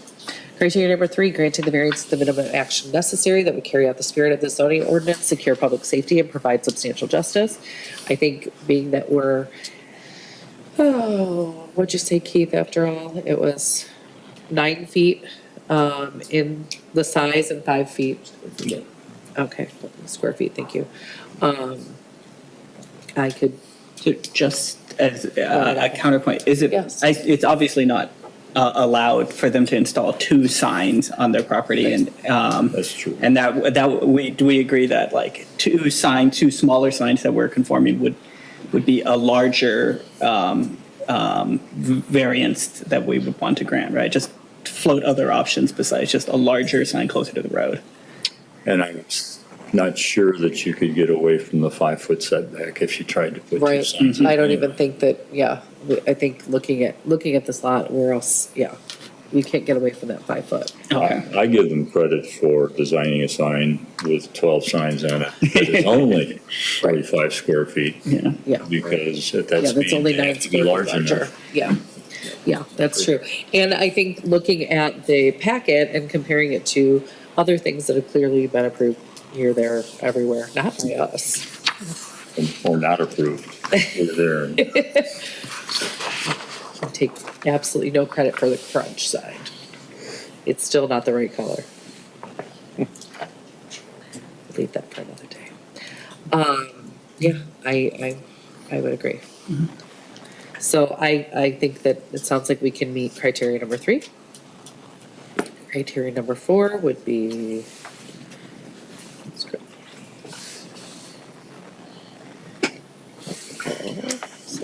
Criteria number 4 is granting the variance will not adversely affect adjacent land or the essential character in the vicinity of the property. It could also. Don't have a problem with that. Yeah, it's a commercial property surrounded by other commercial properties. The closest residential is way down the street there. And like Member Tresice says, there's other signs, street signs, whatever you want to call them. Not a pole sign, what is this called? What kind of sign is this? Freestanding sign. Freestanding, yes, there's other freestanding signs in there, Yep. so there's nothing that would be, in my opinion, negative. That would stick out as this, yeah, And it's replacing an existing sign yep. in the same place. so- Something that's already there, same location, Yep. maybe a little bit more visible, which may actually Improve safety. boost my secure public safety and providing substantial justice for criteria number 3. So I think we can meet criteria number 4. And criteria number 5 is granting the variance will be generally consistent with public interest and the purposes and intent of this chapter. No I think I problem. can meet that. I don't think that this is going to adversely impact the township in any way. All right. Well, seems like we're in agreement on this one. Anybody have a motion?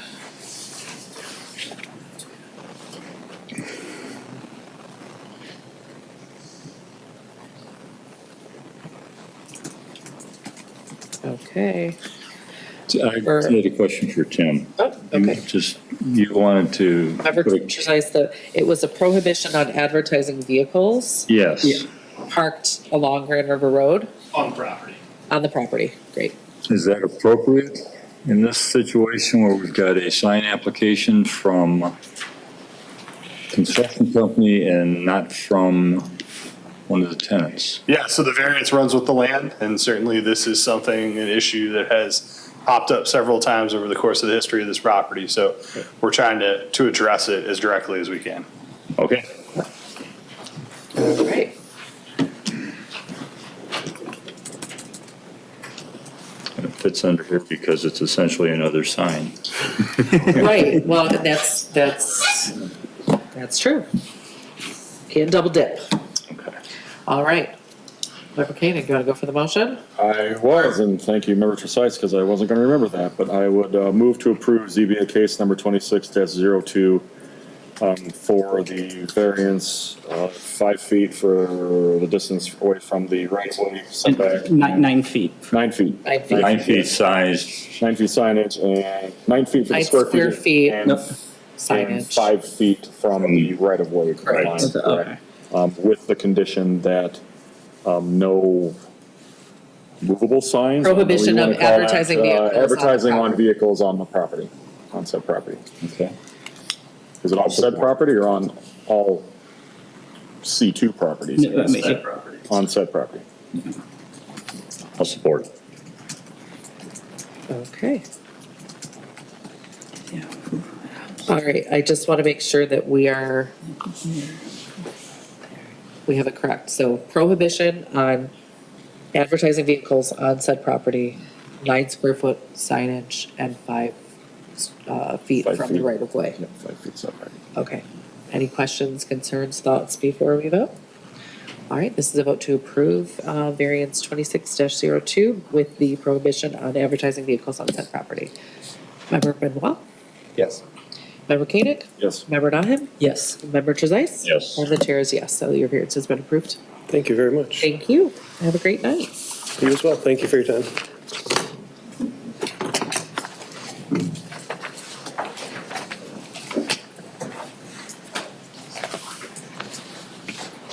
I'll be in late. Okay, next up, ZBA case number 2603, 5288 Haversham, Cheryl A. Schubel, 5288 Haversham, Hazlet, Michigan, 48840.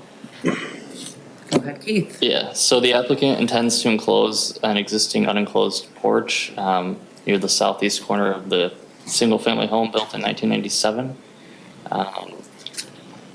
The unenclosed porch currently measures 12 feet by 12 feet in area, and the applicant intends to replace the porch with a new enclosed porch / three-season room, which also measures 12 feet by 12 feet in area. This porch would encroach into the rear yard setback. So unenclosed porches, like the existing, are permitted to encroach into the rear yard setback 8 feet. It is located 20.9 feet at its closest point from the rear property line, and currently encroaches 9.1 feet into the rear yard setback. The proposed enclosed porch is considered to be an integral part of the building, so it has to meet all the setback requirements four principal buildings in that zoning district. And so once this porch is enclosed, it required, it's required to meet that rear yard setback of the underlying zoning district. And RA, that setback is 30 feet from the rear yard for lots less than 150 feet in depth. This lot has a depth of 102 feet, 0.1 feet from the north property line and 123.44 feet on the southern property line. This enclosed porch is proposed to be located in place of the existing unenclosed porch and is set back 20.9 feet from the rear property line. So a variance of 9.1 feet to allow the enclosed porch is requested. Okay, thank you very much, Mr. Chapman. Would the applicant or the applicant's representative like to come up to the podium here and just state your name and address for the public record, please? Good evening. My name is Cheryl Schubel. I reside at 5288 Haversham Drive. I purchased the property in June of 2024, knowing that the deck attached to the back of the home would have to be replaced in the near future.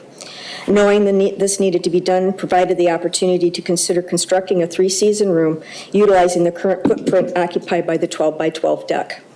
A 30-foot setback, however, is required to build such a structure. Currently, the depth of the backyard does not meet that requirement, and a variance of 9.1 feet needs to be requested. Therefore, I'm seeking a variance that would permit me to construct a 12-by-12 three-season room in the place of the deck. I've already addressed the 5 criteria in the board packet tonight, so I'm not going to rehash what my responses were and everything else just to save time. And with that, I'm going to turn it over to Nick, and he's going to describe the construction, the build. Thank you very much, Mrs. Schubel. Hey, good evening, everybody. So Yeah, your name. I'm sorry. Good reminder. Thank you, Mrs. Schubel. She's doing my job. My name is I Nick love it. Lipinski. You need my address, 422. Say your name one more time. My name is Nick Lipinski, Lipinski. Nicklipinnski. Great, thank I you. reside very in much. Lansing, Michigan. So the proposed three-season room is a simple structure, 12-by-12. The intent is to match the existing house with the siding, the pitch of the roof. So it looks like it was meant to be when they built the house originally. It adds value to the house, to the real estate, to the neighbors. It's in the back of the house. It's in the rear of the house, so it doesn't affect the front curb appeal of the house. It's gonna be vinyl siding to match existing. Roof shingles are gonna be, close to existing as possible. I mean, you're going from 1997 to 2026. The shingles will be close. Right. Less the fading. The siding will be very similar and close in color, but over time fading. So the intent is so it matches the existing building like it was part of the existing house when it was built. So it doesn't look like an addition or like a three-season room. And it's the same footprint of the deck. The uniqueness of this property is it's smaller than the neighboring properties. It's only 123 feet, I believe, versus 102 versus 123 versus other lots are 150 feet. So we got just a smaller lot. Okay. All right. If you don't mind, we'll likely just have you stick close by. Yeah. Would anybody else like to speak on this case this evening? All right. In that case, I'm going to close public comment and go into board time. Mr. Lipinski, if you want to stick close, or Mrs. Schubel too, if we have questions, that way you don't have to keep going and coming back. All right. So let's get into board time. Questions, thoughts, comments? Sure. So I went and looked at the property. One of your neighbors has like a three-season room behind their house already, correct? All right. Okay. Yeah. In the corner. Yes. All right, thank you. I think that said, sounds like, and this is probably more of a staff question. So, Mr. Chapman, is there a reason this lot would be not conforming?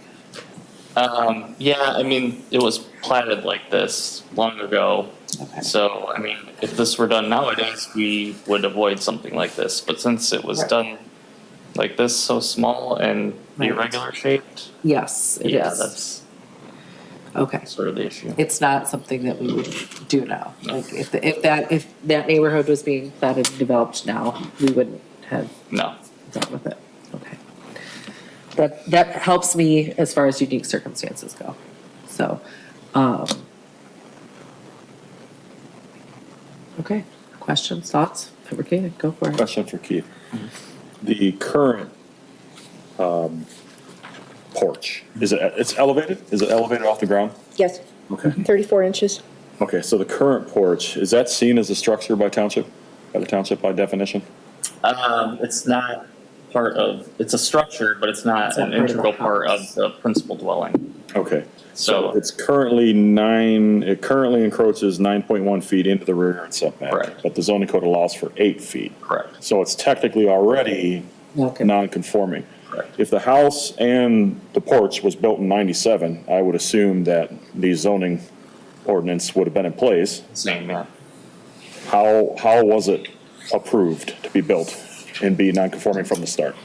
But the house could have Any been idea? approved and not the deck, right? I'm pretty sure there's a building permit for the deck, so I don't. Was it built at the same time? as No, the not house? always. A lot of times they come in after the fact and do it, but Does the property owner know? Do you know if the porch was? It was always my understanding that the porch was built at the same time the house was, but maybe I'm wrong on that. yeah, I mean, it goes both ways. Okay. Okay, yeah, I just wondered how it would have got approved if it's already.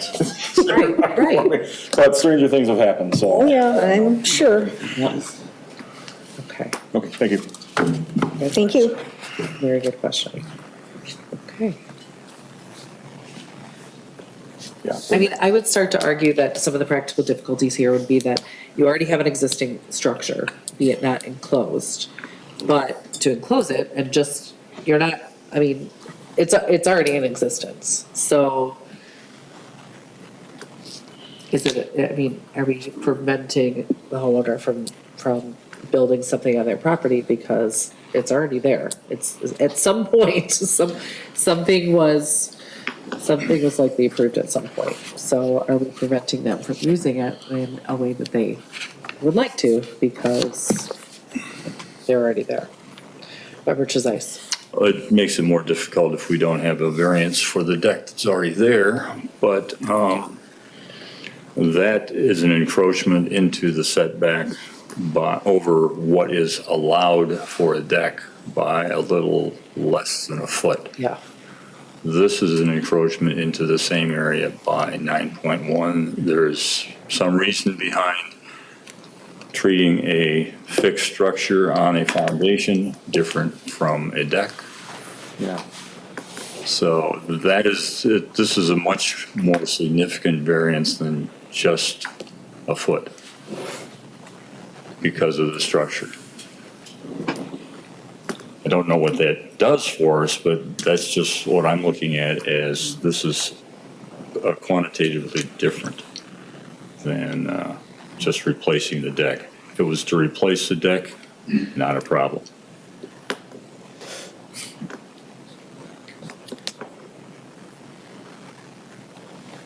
Member Belloc, go ahead.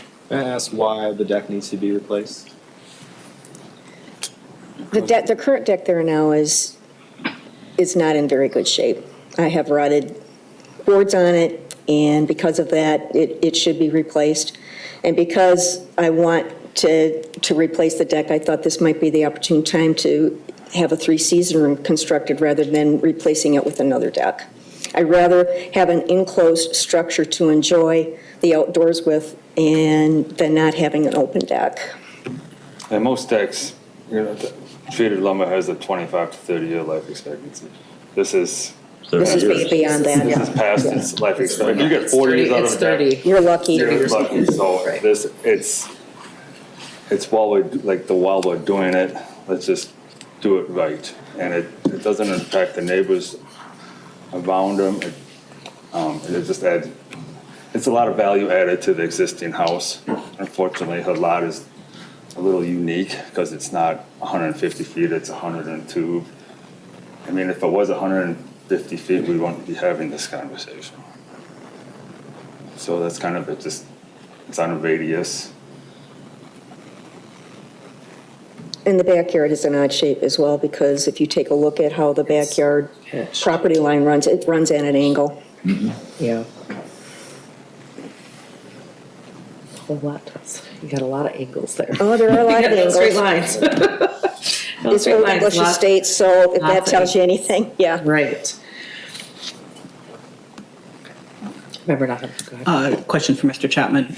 So if they replaced their deck, would they need to ensure that the new deck would be in conformance? Oh, yeah. If they're gonna take it out, the value of it is over 50% and it's non-conforming, so they'd have to bring it into current code. Okay, so it would either have to, They'd be here asking Shrink. for a A foot variance. variance.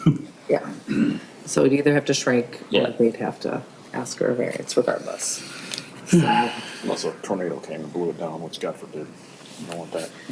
I'm sorry, what was that? I said unless a tornado or an act of God came and blew it down. It's typically, Right. I don't know what our code says, but typically codes will allow for a non-conforming use to be replaced if an act of God destroys it or something, as long as it's not increased or anything like that. But I don't know how our code is. I haven't gotten that far in non-conforming.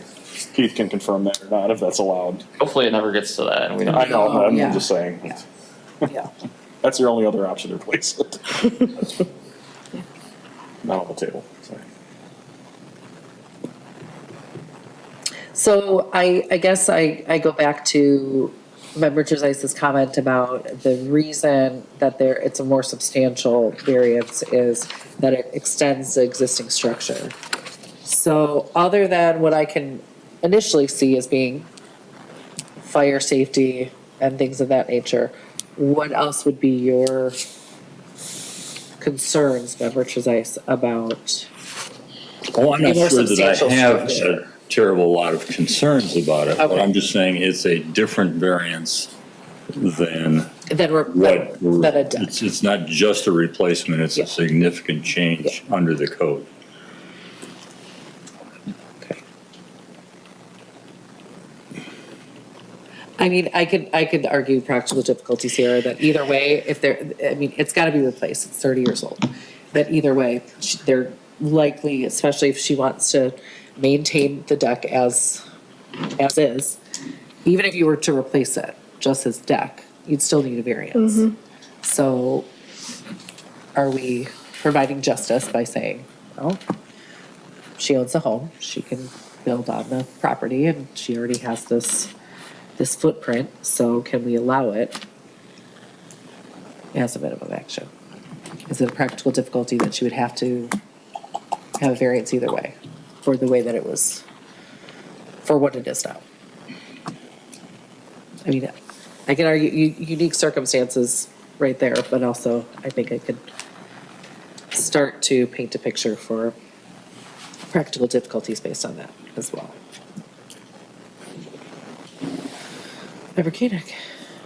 Based on the drawing, and I believe in the notes, it was stated that the porch is where it is because of the egress out of the home. That's why the porch is in its current position. That's kind of correct. A little bit off center from the center of the house. Yes. An argument could be made that the practical difficulty would be if you look at the picture that's on the screen, that, thank you, Keith, for bringing that up. You can see the dashed line, which is the required setback. If she were to tear that down and replace it with another porch similar to this structure, it would have to be moved almost to the complete southeast side of the property. Yeah. And that, even then, it couldn't be 12 foot and 12 foot. It would have to be, looking at that, I'm guesstimating, but it would be probably 8 foot by Yeah. 6, 7, 8 feet, which I don't know if anyone even has an 8 foot by 8 foot deck anymore. It's pretty small, but it would almost cause another ingress to be, or an egress to be built. You would And I don't know what room is there. It could be a bathroom for all I know. And you're not gonna put a sliding glass door in a bathroom to come out of the deck just because you. I have one of those ones. Out of the bathroom? Yes. Oh, I Keith recall that knows the whole sentence from the story. record then. And it was on the second story. Oh, my goodness. We'll figure Okay. that. I will retract that statement from the record. Meridian But- Township. But you can see what I'm Meridian. saying. The practical Yeah. difficulty could be that if Yeah, that were to be absolutely. rebuilt and moved, it would require her to, again, not Create a only new financially, egress. but it would create a whole other Well- substantial impact to the home itself. Either direction I would go in, it would be a bedroom. This is better than the bathroom. Yeah, this is the most logical Yeah. space to put it. I mean, as far as construction, as far as usability, feasibility, fit, form, and function. It's, even for traffic flow and, I mean, just everything. Right. Yeah, there's a reason it was built there to begin with. And Right. the existing patio door that goes out to it Right. is a pretty good reason. I mean, It's already because there. it's already Yeah. structurally sound. there. It's Yeah. there. It's like, Yeah, and I don't think that's necessarily financial, that's a practical difficulty. Just- There's not access.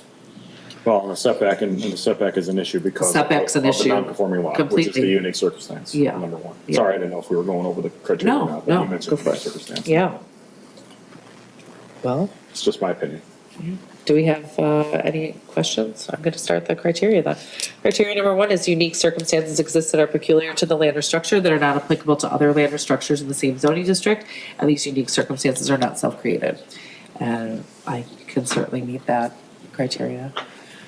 Seems Don't like have a problem with we're all that. kind of there.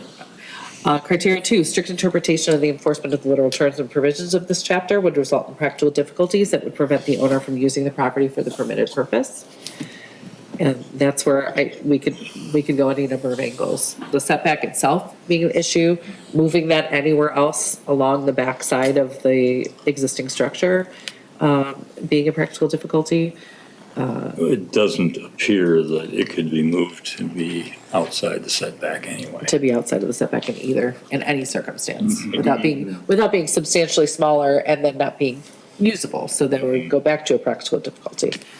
Yes. Sorry, Member Mr. Chair, I didn't Koenig. speak out of line, but even if the applicant didn't want to enclose it and wanted to tear it down and rebuild it, difficulties there because now it has to conform. Right. And it'd make it very hard with the setbacks, and it can't even put it back to where it is. Right.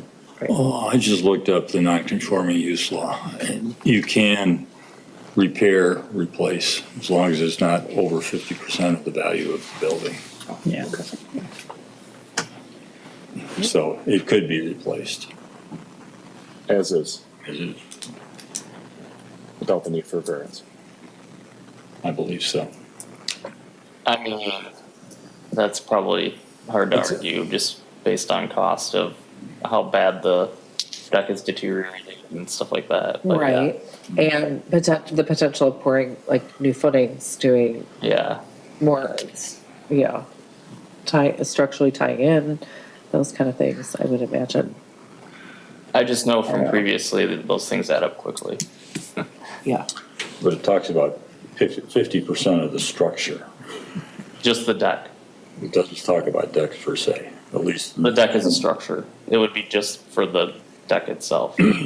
But I think if they're looking about the whole structure, I don't know. But that's neither here nor there. Yeah. I would definitely grant a variance for a foot to replace it. Necessary, but that's neither here nor there. It's not before us. Well, so practical difficulties, criteria 2. There's practical difficulties. Yes. All right. Criteria 3 is granting the variance is the minimum action necessary that would carry out the spirit of this zoning ordinance, secure public safety, and provide substantial justice. I would agree that it can meet that. Just floating this out there, wouldn't a smaller variance being just to grant a variance for the deck as it currently exists, that would be a smaller variance? Would that still provide the substantial justice and deal with the unique circumstances? That seems to me a smaller variance that, it's not the one that's before us now, but that seems to be a smaller variance that would achieve the same goal of allowing this deck to continue to exist as opposed to being upgraded to a 3-season room. I think we could argue that it would be a less minimal action, certainly. So I guess if we're looking at it as literal, is there any other action that's more minimal? We could consider that. I do think, though, that would it provide substantial justice, meaning granting the applicant the ability to build what they'd like on their property? Well, that's the practice of all zoning requirements, is to restrict you from building certain things on your property. So I don't know that that criteria answers anything. Okay. The minimum setback is the same, if I'm correct. So what they're building is, it's the same setback. The structure itself is gonna have the same setback as the previous current deck. As the current. Yeah. So there's, Exact same footprint. so there's no 12 by 12. increase. They're not asking for an increase. They're just, without having a lack of a better term, they're just asking for the current 9.1 foot setback to be kind of legal on the property versus right now. It's just Okay, I didn't realize non-conforming. that. Yeah, it's the same. Well, but then I think the difference addition is of it's it. not- The difference is it's enclosed. Yeah, and the setback applies to that. You don't have the 8 feet leeway on an open deck. Because Peter's argument is that the deck could be 8 feet, but it's 9.1. So it's only, The incursion is much it's the less minimal, based on it's the the structure 1.1 itself. foot versus the 9.1 foot. Because we're talking about the whole structure then, as opposed to just replacing the deck would only require a 1.1 Right. foot. I think that's what they're saying. That would be more minimal That's to what just you're saying. replace the deck versus a Three Seasons room. I see what you're saying.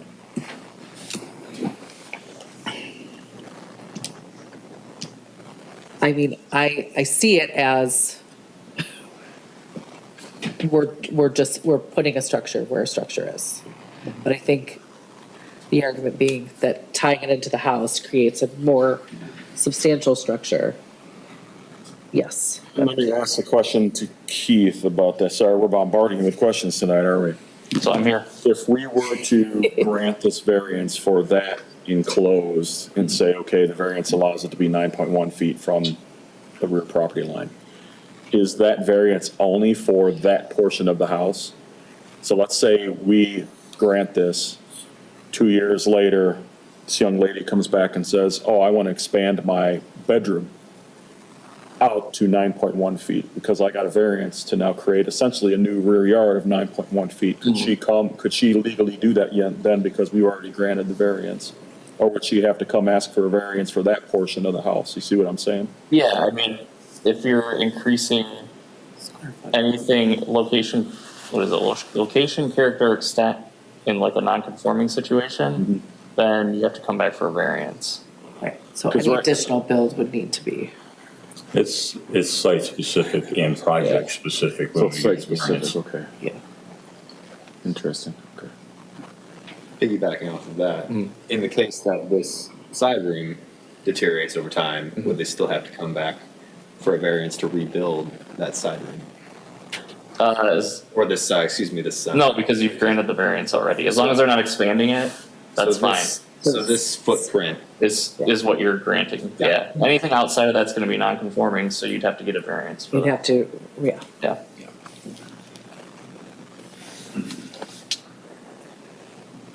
I could still, I feel like I could meet criteria number 3.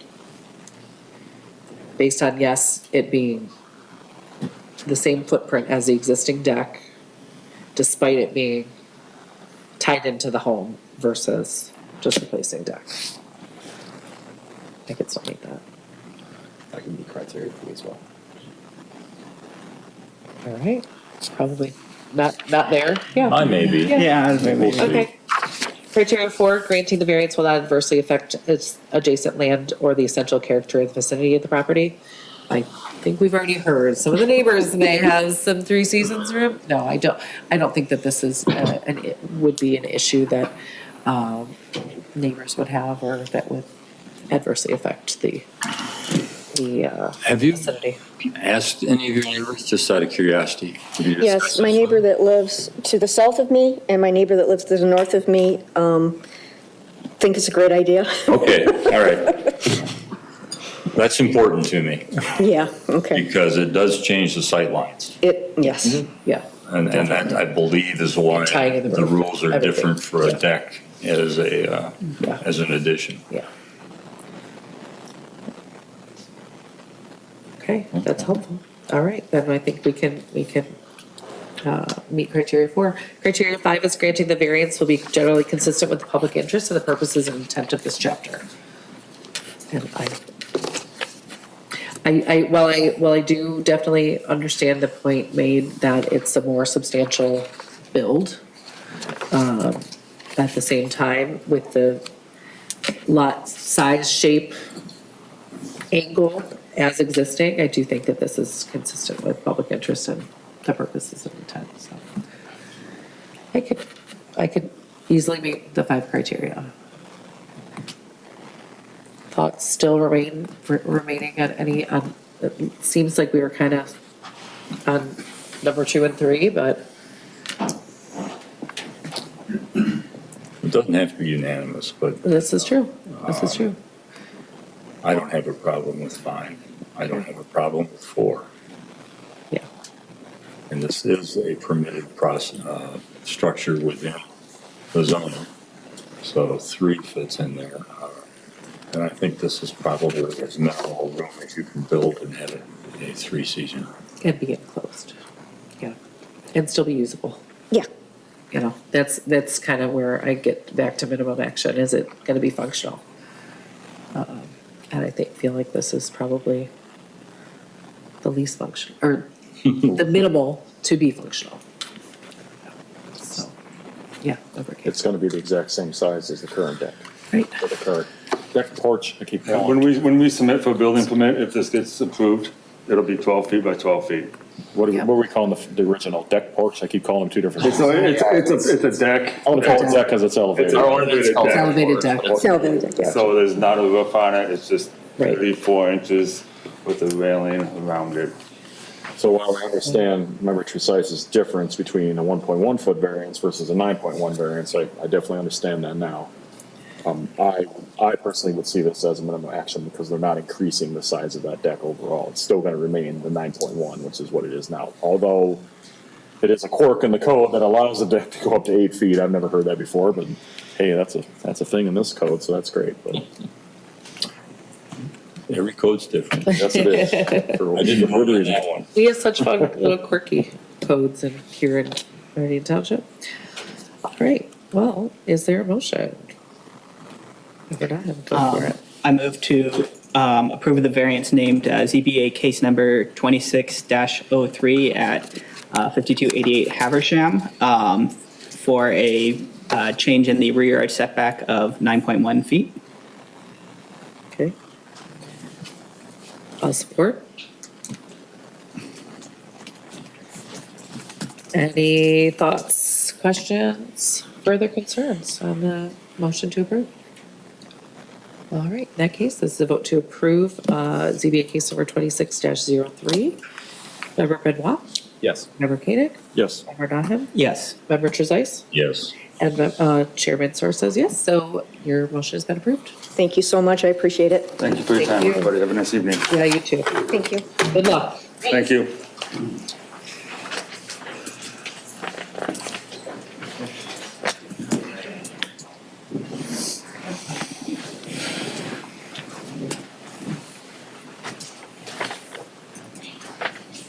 Okay, and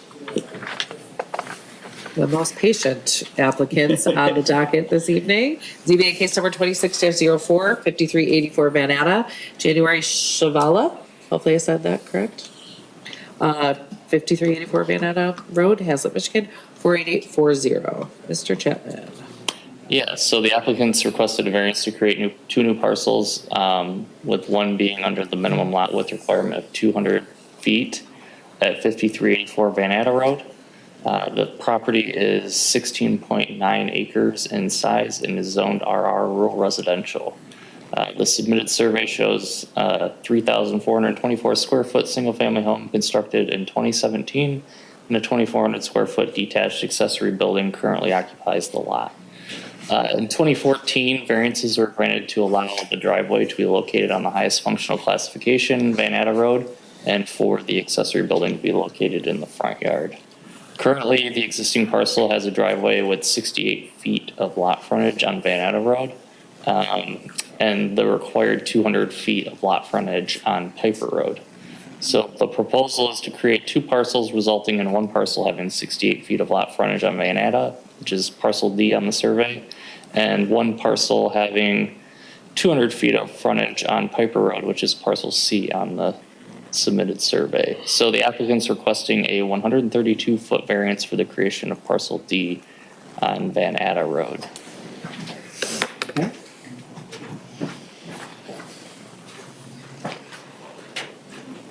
All right. Would the applicant or the applicant's representative like to come on up? Hello, I'm Jim Jaguar. I live at 1569 or 15098 Seniors Court, Bath, Michigan, and I'm here to represent January. So, Okay. State your name one more time, sir. Jim Jaguar. Jaguar. Okay. Yeah. Okay. Go ahead, sir. What would you like to tell us about this case? Well, there's two parcels. I mean, there's a big parcel which is I think 16 point, almost 17 acres of land, and they were granted a driveway permit by Ingham County Road Commission for the access to be used since 2017. And so they've been using that, and they got variances for that, and that was good. And then they have another access on the property, which makes it kind of unique, on Piper Road, which has 207 feet of frontage right now. And they would like to, the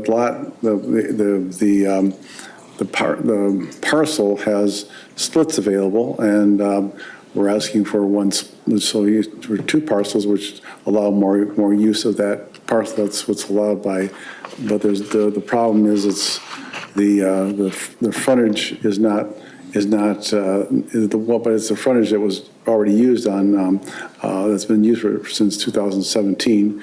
That's the 68 feet, and that was allowed back then. So we're just asking that we are allowed to continue to use that for the property, and then this other parcel, we'll create a new parcel, which we do have a road permit from the Ingham County Road Commission for the new parcel also. So we've got two approvals from the Road Commission, current approvals from the Road Commission for those two sites, and we'd like to be granted a variance so we can split the parcel and allow the splits that allow it by law to be used for this project. So. Okay. Thank you very much, Mr. Jaguar. Would anybody else like to speak on this case this evening? Well, get up to the mic. Yep, come on up. And just name and address, please. I'm Kathy Yensich. I've lived 14 years at 809 Piper Road, and I believe my property backs up to some of this land that they're talking about. I'm just afraid it's going to affect me and my property, that they're going to put a driveway or something through my yard. Yeah. I don't know what it means for me, and I want some answers, because this is my life, and I don't know what it means. All right. Did you, I know we have two communications that were regarding this, regarding this case. Did you post either one of those? Okay. I got the most recent one. Okay. But I don't know anything about another one. Okay. Well, we also had letters from a couple other neighbors as well. Okay. Regarding this, but we appreciate you being here tonight. So Okay. hopefully you'll have some questions answered. Okay. We don't, just to give my spiel, my board chair spiel, we don't typically answer back and forth with public comment. We always want to give everybody a chance, every neighbor and every citizen a chance to voice their opinion and their concerns or their, agreement. But we don't typically go back and forth. So we hope that you get some questions answered today. We won't be able to dialogue with you though on those questions. So we hope that we can get some answers for you. Okay. But just as long as we all understand that we respect that, but we'll do our best to try to do our best to ask some good questions too. Thank you for being here. Is there anybody else that would like to speak on this case this evening? Name and address, please, when you get up there. Hello, I am Kalen Briggs. I own the property directly across the street, Piper Road at 630 Piper. Yeah, I have a lot to discuss about this. First of all, we have not been consulted with the property owners at all. We do know that the two existing parcels that they own collectively are on the market for sale. So this is a move from our perspective to just make more profit off this property. My neighbor Joel was one of the ones that communicated. We've been talking a lot about, he had variances not approved in the past, and I think the criteria for his disapprovals are very similar to what should be disapproved here. We're both pretty against this move right now for a number of reasons that I'll get into. I don't see undue restrictions requiring relief. The current property meets all the conditions required. So you're creating a property that is not within spec. It will no longer be conforming when they do this. Regarding number 4 and 5, that's probably the most sensitive for me.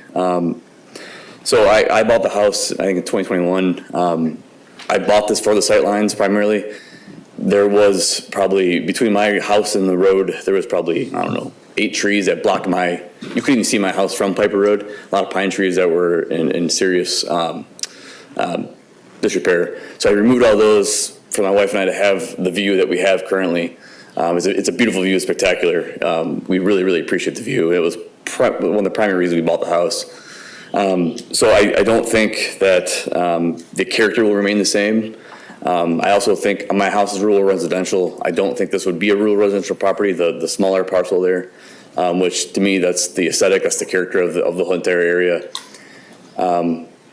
Towards the east of my property, at the end of my property, is a significant highway for deer and wildlife to go through to this rural area.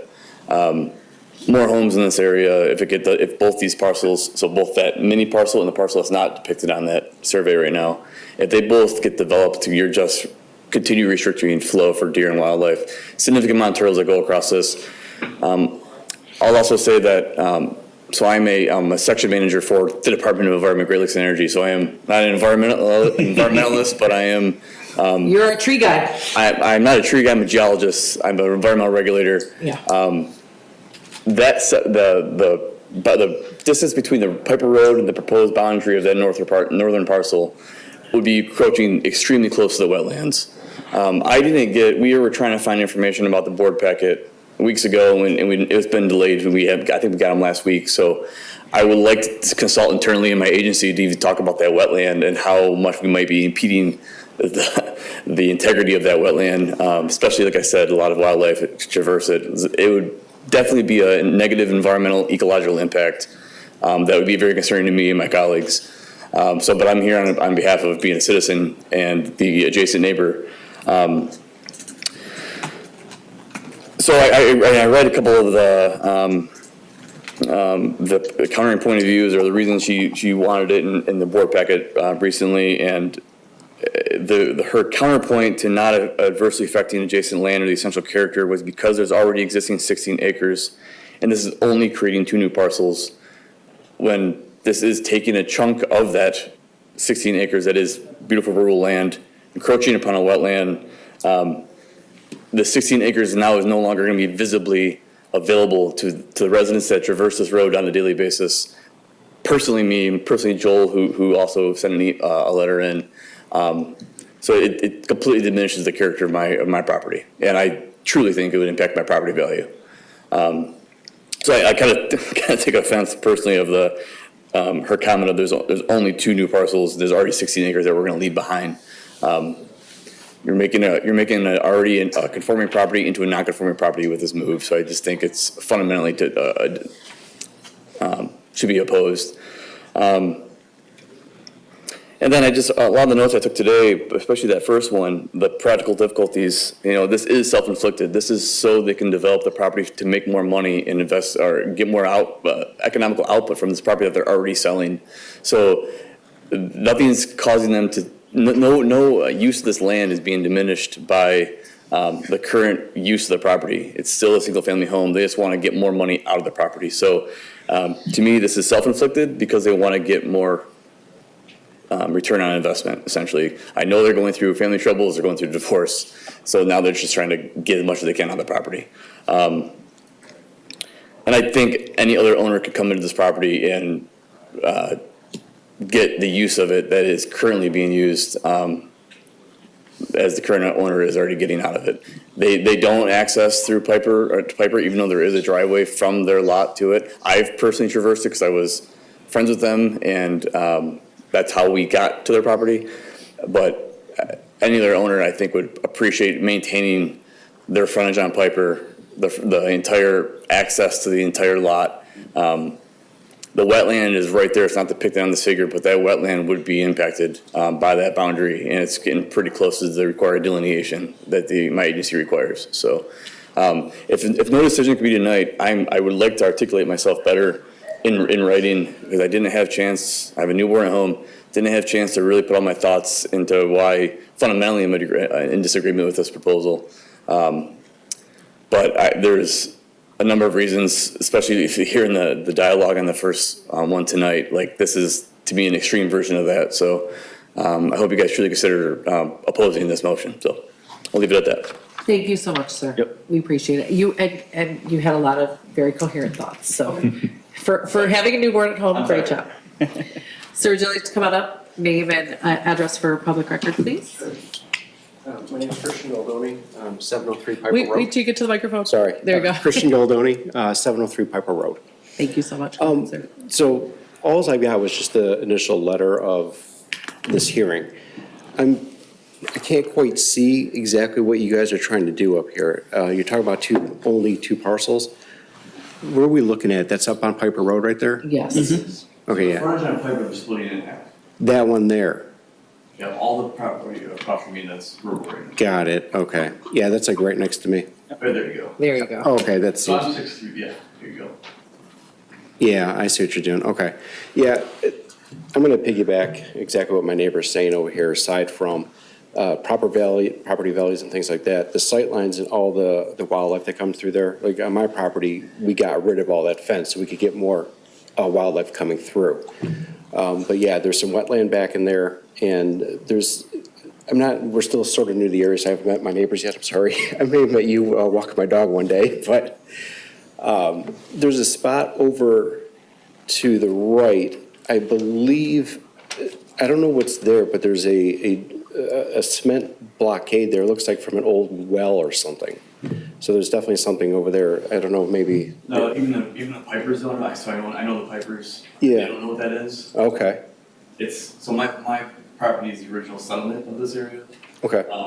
No one knows it's a relic. Everyone's been fine too, because it's strawberry farm, blueberry farm. Right. So. Okay. So there's something existing. There's something that's existing there already. But from what I can tell from what you guys are looking at, what they're requesting to do, it doesn't seem like there's enough of depth to put a house there except a mobile home, which that wouldn't look so good. Nobody wants a tin can next to them. So anyways, mostly piggyback off of them. Thank you. Thank you for being here, sir. We appreciate your comments. All right. If there's nobody else that would like to speak on this meeting tonight, and we do appreciate the citizens that have come out, the neighbors that have come out for being so patient and getting through this entire very long meeting, then I will close public comment and go into board time. Thoughts, questions, concerns?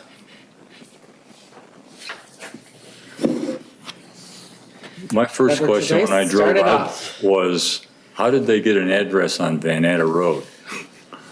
When the only frontage they've got which is normally the front of the lot, is on Piper.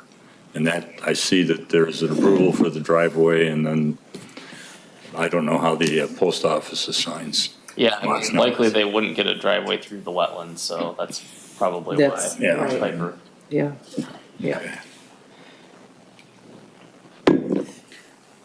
Go ahead. So would the fact that they got a variance to change their frontage basically to Van Atta, like putting the driveway through there, does that count as being self-created in terms of like the situation of the frontage, what they're trying to do when they split the lots and saying, hey, we already have frontage here on Van Atta?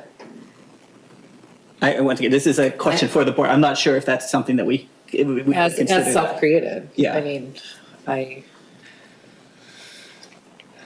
that's a good question. Thank you. It looks like to me that top portion up there, the whatever, little- Dragon's Nose, whatever you want to call it up there, where the Right. pine trees are, where the parcel C would be. I mean, it looks like there's a substantial amount of frontage there that there could be a driveway there for that property.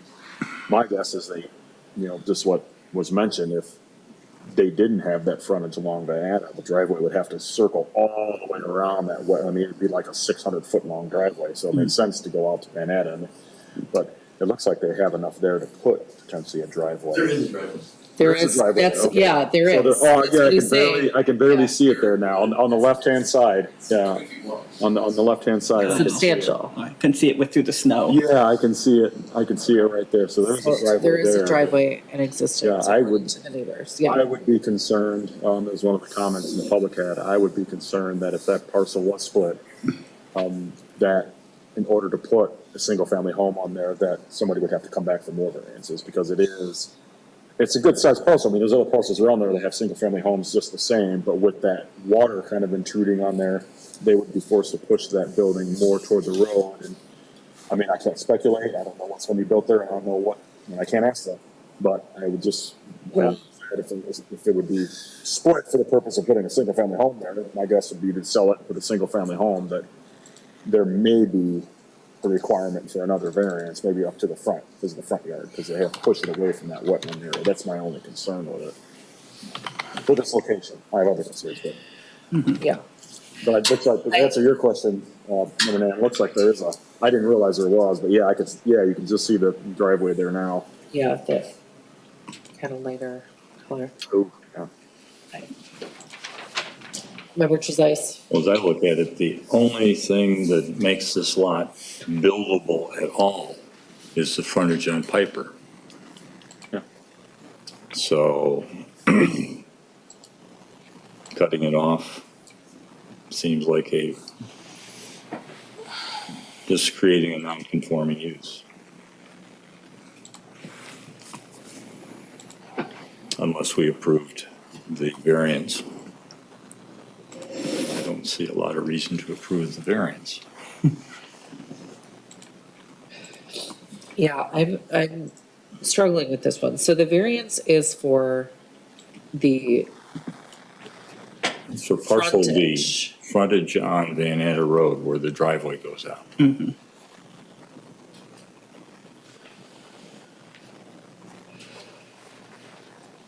So it looks like, just to create, I'm sorry, Ms. Chair, I'm speaking after. No, go ahead. It looks like- My wheels are spinning. Regardless of what Member they Quinn, want go to do ahead. with it, the Right. intent looks like it's to have another parcel, whether it be doing the math, 675 as an address or whatever. Right. Another parcel that has frontage on Piper. I think they're Piper. saying that potentially could be sold as for another single-family house to be developed, that kind of deal.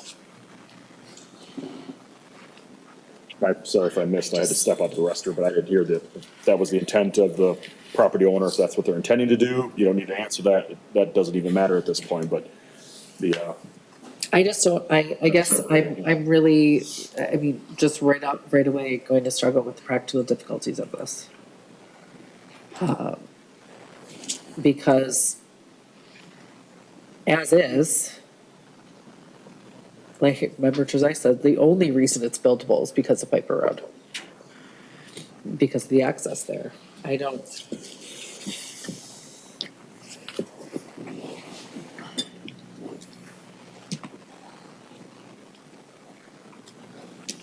Yeah, I'm gonna struggle with this one with practical difficulties.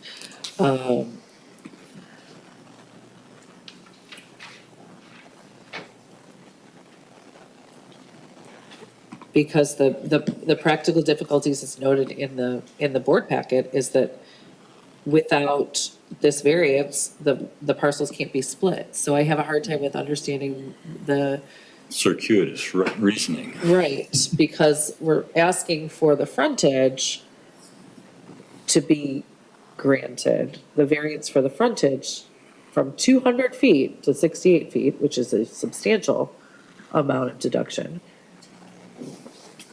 based on not being able to split the lots otherwise. And I think our very well-versed citizen has said it best, that we if we're looking at the practical difficulties for splitting lots, I mean, it's not a splitting lot case, but they've made the argument that the reason for the variance to be granted is to split the lots. So, fabricated. Yeah, I do look at this very similar to the very first case that we had tonight, that I myself, I think there's unique circumstance with certain things. I mean, the shape of the lot is crazy. What wetland is, I understand there's issues with this property, that other ones surrounding it. But the notion that I'm seeing and hearing from the staff report is, the creation of that property to section that parcel off on the top is, again, it's kind of self-created. So there's a reason why they want to separate that property off. Could they continue to use the property with the single-family house and the accessory structure that's on it without that separation? Yes, that was kind of the argument we had with the very first case tonight. Yeah, absolutely. So I do see this as very similar. I mean, it would almost be easier, and I'm not making this recommendation, but it would almost be easier to combine the parcels, because I believe the property owner owns both of those, and almost try to subdivide that, because it is a bigger. But then again, some of those parcels probably will be buildable because of that water. But that's a whole other process, and that's right. And that's not why they're here. But that's not why they're here. Yeah, so I almost see you almost think that there's got to be a different way. I mean, right, and because we don't know what the intention is of using, but I mean, I could speculate all day that they want to sell it to build another single family house. I can't speculate on what they want to use that for. I'm just going by the facts and what's in front of us. I see the splitting of that, creating that new parcel as being something that's created by the property owner, and not necessarily because of a practical absolutely. difficulty. And that's just my opinion. Yeah. So I do believe and agree that it is something that's similar to the first. Yeah.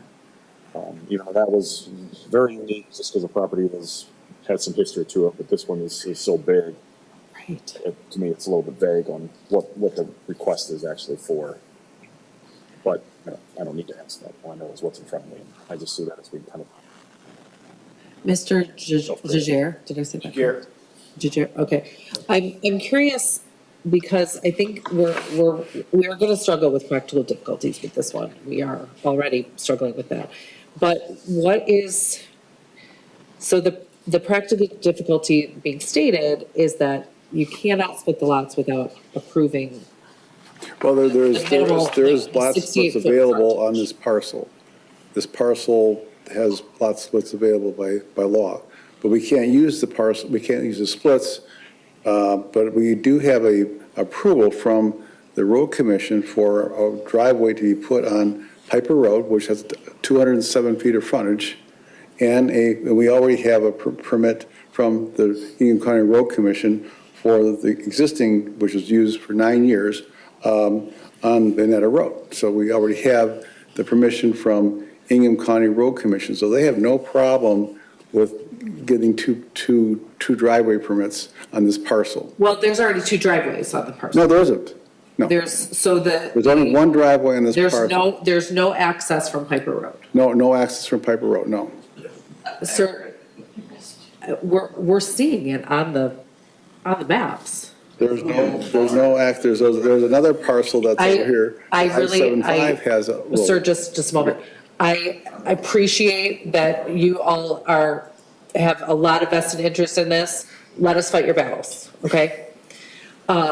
Because like I said, and I forgot your name, ma'am, but like I said, we don't really like to go back and forth. We can't engage because that's not fair to the applicant and giving them their fair chance. But let us ask the questions, okay? All right.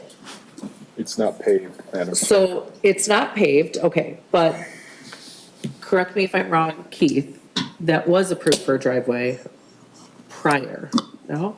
I don't know. Okay. Yeah, that's through the Ingham County Road Department. That's a separate process. And What we're really worried about is the frontage. Yeah, and I'm not as concerned with what Ingham County is gonna say, because they're gonna say what they're gonna say. However, if this is contingent, this lot splitting is contingent on getting this frontage. What is planning to be done with lot D? I'm gonna ask the question, even though it's not directly relevant. I mean, I think that it's Parcel D fair, is the, fair to ask. Partial Is that- C. Parcel C, Parcel C, that's a 1.7 acre parcel. yeah, parcel C, pardon me, parcel C. That'd be The Piper Road frontage, for a single-family home. okay. Now, you've gone to Ingham County for approval for a driveway. They Have you gave it- talked to the township about placing a single-family home in this area? Yes.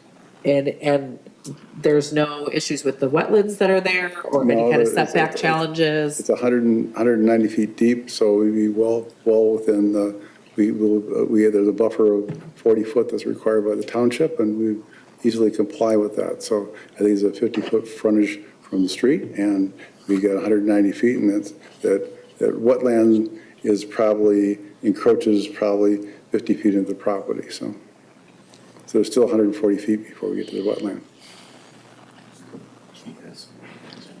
Mr. Chapman? Yeah, just to clarify, so Yes. if we were to see a building permit for this property with a house on it, it would be required to have a wetland delineation done that would show the exact boundary of the wetland.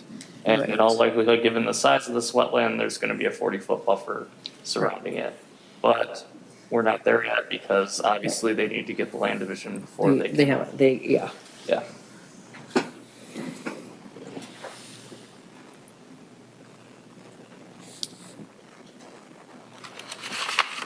Is there frontage on Tie Hart or some No. kind of backup to Tie Hart? Tie Hart doesn't go through? No, It's- go through. ends it- There is a parcel at 575 that does have access, that there's about 20 acres there. So there's a road to get access to that. There was an existing house there a while back. Okay, but that's an access road, that's But not. that's off of Piper also. The homeowner owns that parcel also.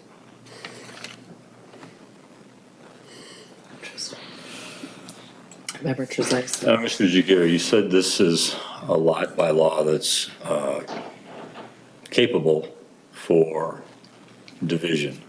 The lot splits are available on this, on the 16.85 acre parcel, yes.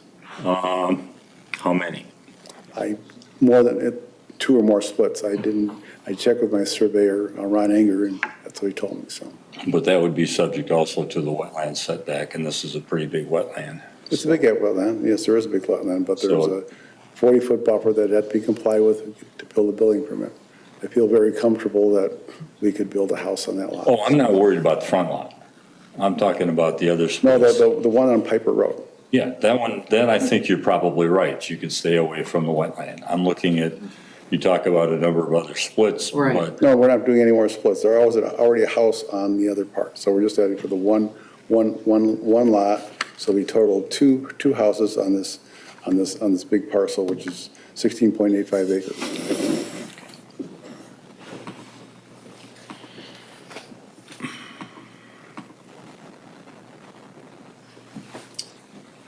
I can meet unique circumstances, but I'm gonna struggle with practical difficulties. There's an existing house, there's access. There, it doesn't appear, even though other avenues of splitting the lot could be taken, that there is any other reasoning or practical difficulty that's preventing the property owner from using this property as is. I kind of go back to, is it self-created? Because there was a variance already granted to give them this banana access, so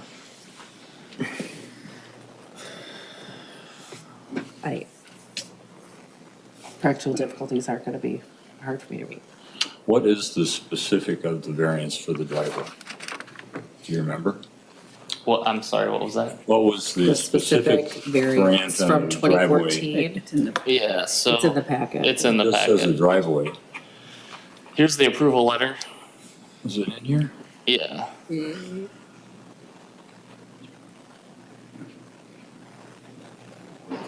Just existing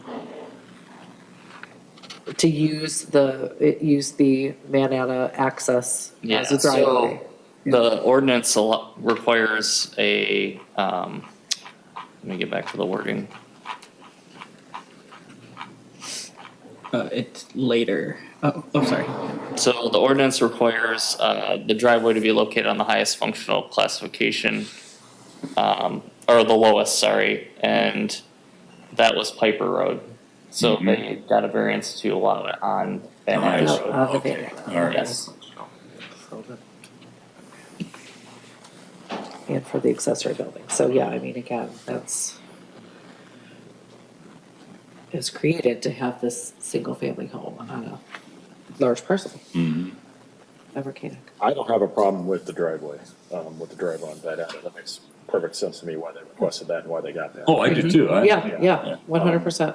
But again, I do see the splitting of those parcels to create that other one as being self-created, regardless of what is planned to go on that parcel C. Yeah. In order to build there, it requires a parcel split.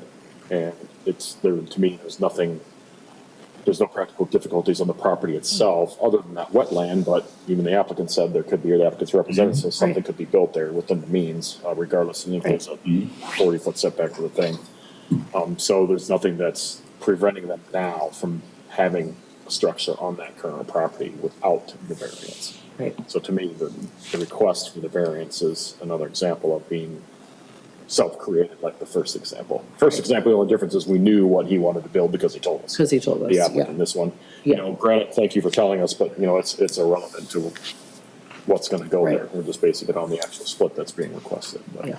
I see this again as, even though I understand the situation and why they want to do it, Right. I see this again as unfortunately something that's, if there's a practical difficulty, it's because it's self-created. Yeah. And that's just, Yeah. my opinion again, is one of the five. All right, I'm gonna tackle criteria. So that you can see where we're at. Criteria 1, unique circumstances exist that are peculiar to the land or structure that are not applicable to other land or structures in the same zoning district, and these unique circumstances are not self-created. It's a unique lot. That's true. It's a unique lot, with having the Piper frontage and the driveway access granted by a variance. It's unique. There are unique circumstances to this particular case. We might be able to argue whether or not they're self-created, but I'll allow it. Criteria 2, strict interpretation and enforcement of the literal terms and provisions of this chapter would result in practical difficulties that would prevent the owner from using the property for a permanent purpose. Again, that's the same one that was really a hang-up for me from the first case, from splitting the parcels. This lot as is being used for what it is intended to be used for, and that's the struggle I have with practical difficulties. Any differences or? Well, I mean, in agreement with you, in the first case today, like it was a direct split as well. Yeah. This one is more of a small bit off the top, and sure there's two driveways, but it seems very, very egregious in terms of not the location, but the variance being allowed.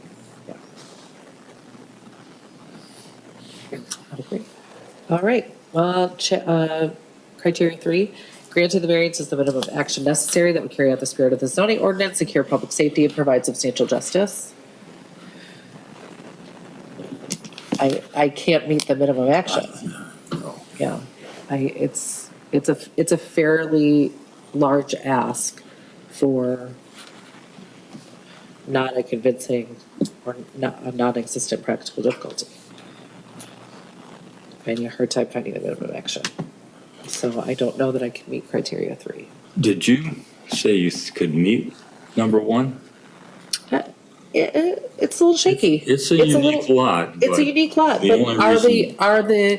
are the circumstances not self-created? That's, The circumstances requiring the variance are based on Are their their request to split it. to split So it, yeah, so they are. self-created. So it could even be, Yeah. yeah, it's, yes, a unique lot, but the circumstances, You wouldn't Are- have to grant a variance if they hadn't requested to split. to split the lots, yeah.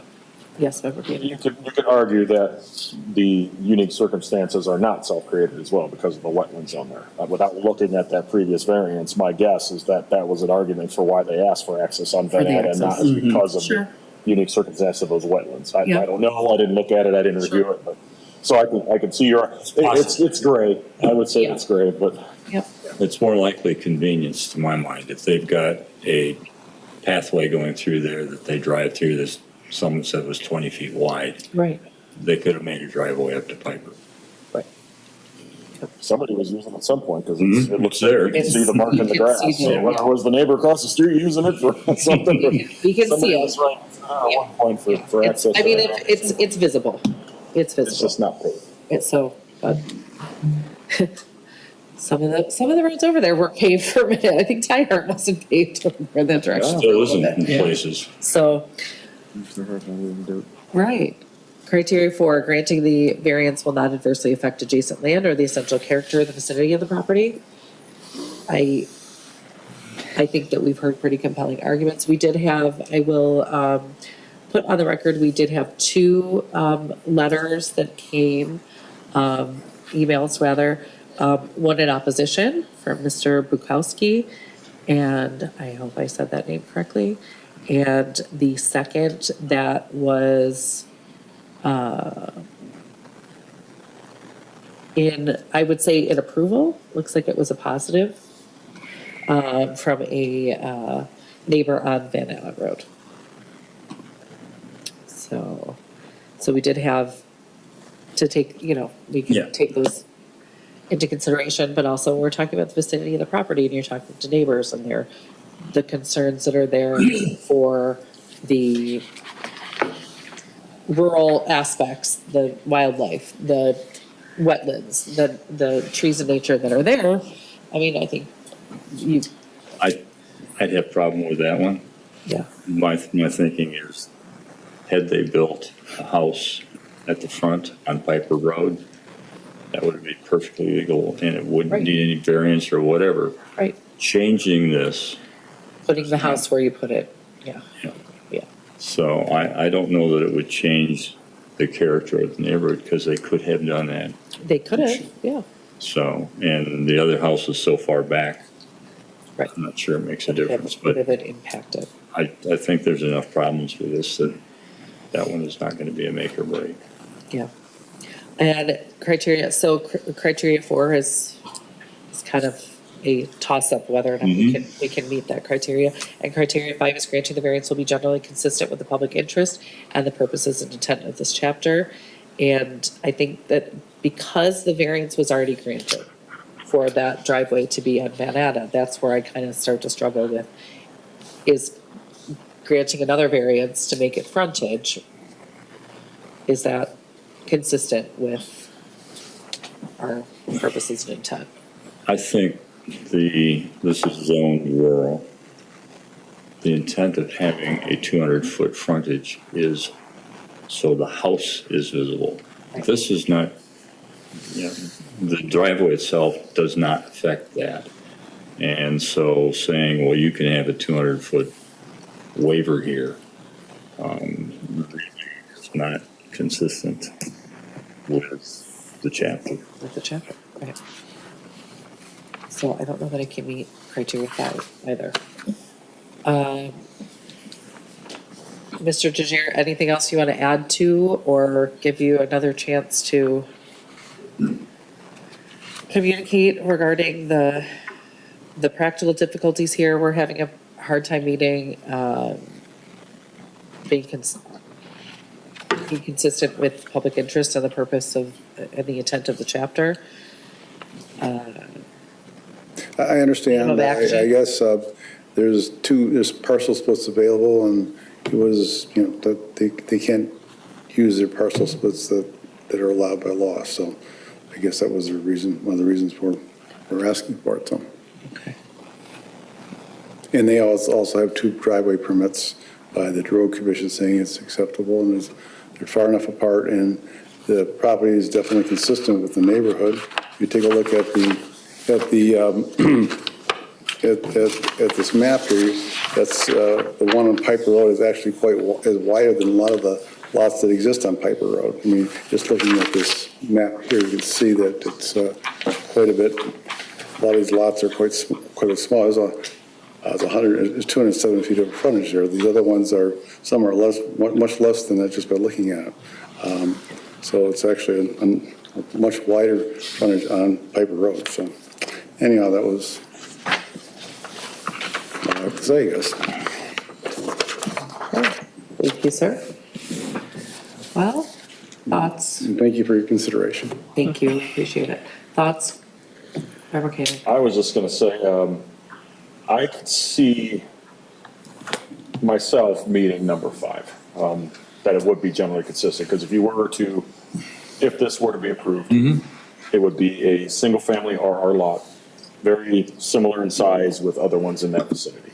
And you could put a single-family house on there. Except that's not the variance. No. The variance is on the other end. Right, that's not the variance. That's where I was going. But Yeah. reading the little terms of that number 5, Yeah. by creating a single-family RR property that's similar size with surrounding, that to me is, what's the number 5? So that to me is consistent with the rest of the properties around it. However, Yeah, consistent. I have the initial, still I have the issue with the self-creation of the need for the variance and creating that part. If the parcel were to be created without the need for variance, Right. I wouldn't have an issue because I see it as being something that just fits into the mold of the surrounding characteristic. I understand there's, comments about views and things. However, you're not necessarily guaranteed to always have a view on your property. However, in this case, to me, this is an issue in my hands of creating the practical difficulty, going back to that doctrine, the creating of the self-created issue. Yeah. But yeah, it could be argued in my case for number 5, but regardless, if I can't meet number 2, number 5 is irrelevant. Right, well, and I think that's what But you were saying about number 4. I was just Can't really playing meet number 4. devil's but- advocate. That I could see, Yeah. just on the merits of number 5 alone, I could see that as being satisfied. I could be convinced of that as far as lot C. Correct. Comes lot D. Correct. Right, right. Not to throw a curveball in there. Yeah. No, Just I appreciate it. agree. Trying to see every angle to make sure we think that's put those fair. all together. All right, well, is there a motion? Seems like we could meet criteria 1, we cannot meet criteria 2, and 1 is kind of iffy. Criteria 3, didn't seem like we had much support for granting criteria 3, and criteria 4 could, even if we could grant criteria 4, criteria 5 is shaky. So it doesn't seem like we can clearly meet the criteria. Even if we can clearly meet criteria 1, we can't clearly meet. I would say that it seems to be a consensus that number 2 cannot be met. Cannot be met. Yeah. That being the case, Due to criteria 2 now. right. Yeah, in particular. But I think that there are other criteria as well that were difficult to Yes. come to a conclusion on, so. Okay, is there a motion? Member Trezise, I move that we deny the request for variance for ZBA case 2603, 0. I'm sorry, 04. Yep, And I gotta get the address again, 5484, Yeah. 5384 Van. 5384 Van Andel Road. okay. Is there support? Second.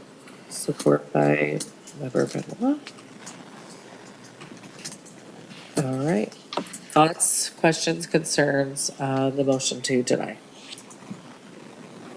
Okay, then this is a vote to deny the variance for ZBA case number 26-04, 5384 Van Andel Road. Member Benoit? Yes. Member Koenig? Yes. Member Donovan? Yes. Member Trezise? Yes. And the chair is a yes, so that motion has been approved. So unfortunately, your variance has been denied this evening. Okay.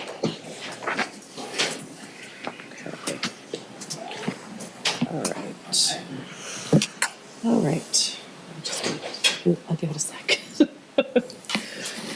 We have just a little bit more business. I'll just tell you, the board often recesses when it gets. I know. Well, I thought that because poor Jim had to run out. You could have just told me. Yeah, I know. I was like ready to burst. But Yeah, I didn't you wanna- could have told me, I didn't but I want to was, say, we were on a roll. could we take a recess so I can go to the bathroom? We were on a roll. Does anybody else need a recess before we do election of officers, or can we just charge through? We have to have a primary first. No, there's I don't no, think this is there's a no other partisan- options, this is a- unfortunately, guys. All right. I don't know, guys. I'm a teacher. I've got a bladder of steel, so no recesses until recess. Okay.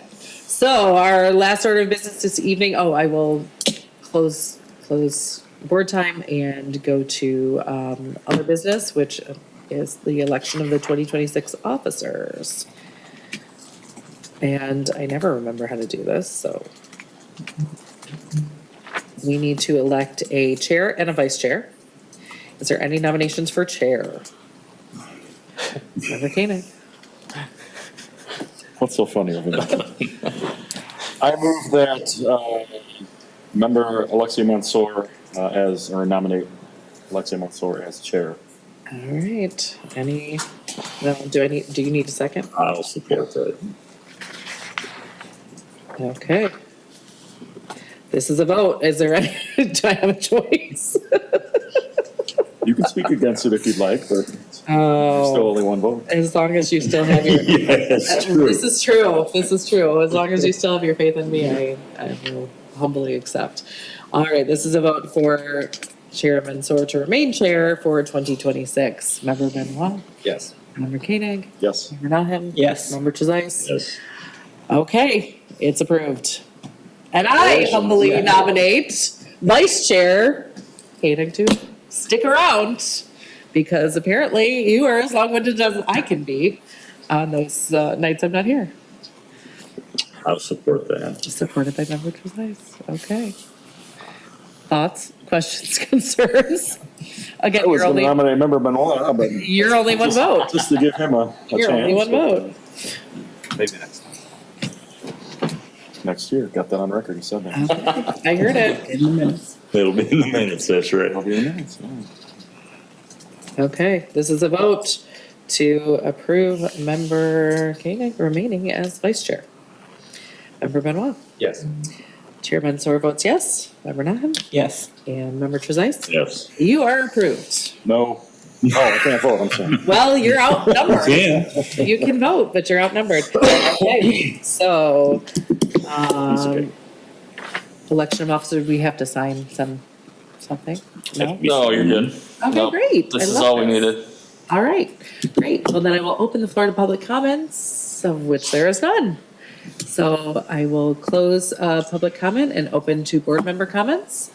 And Member Nahem, go for it. Real quick, I just want to say I really appreciated the discussion tonight. I know from our last meeting, things got heated, and I was worried that this would be a rough meeting, but I really appreciated the discussion, and you know, your presence was greatly appreciated. Thank you.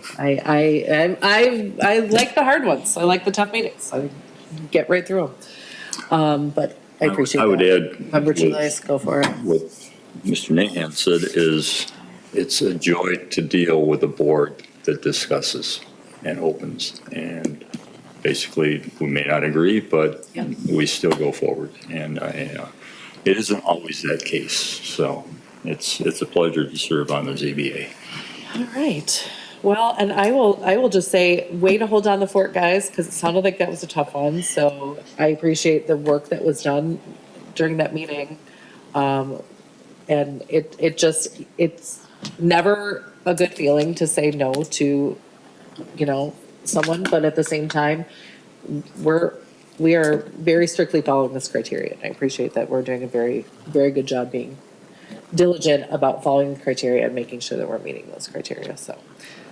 Okay. I definitely appreciate the comments and the opinions, both for and against these things. Because I've said on boards before to where, you know, one person like the chair says, well, this is my opinion, blah, blah, blah, blah, and the other ones almost look like they just agree with the chair because they don't want to look like the bystander, instead of someone saying, well, you know, I know you four agree, but you know, I disagree, this is why. And, you know, that's why I said what I said at the very beginning of that. Well, I didn't say at the very beginning, but I wanted to, but I was waiting to hear what other had. And, you know, even you said, you know, you agreed with something that I did, and I think that's perfectly fine. And I think that's actually what you want to see on this board is the deliberation. And there's, you know, there's nothing, and I'm never going to be mad at you for not agreeing with me, God forbid, or vice versa. You know, that's what you want to hear. Sometimes it's just sometimes you bring up a point that I'm like, oh yeah, that's a good point. I didn't see it that way, and vice versa. So I'm glad that you feel comfortable enough with each other as a board that, you know, some people could say, well, no, I disagree respectfully, or yeah, I could see it this way, or yes. So I think that's a good quality for a board to have. And also playing devil's advocate, which So you that and I both do. some questions that we need answered, So yeah, it's fun. yeah. Well, great job, guys. Let's do great work in 2026. Keep it going.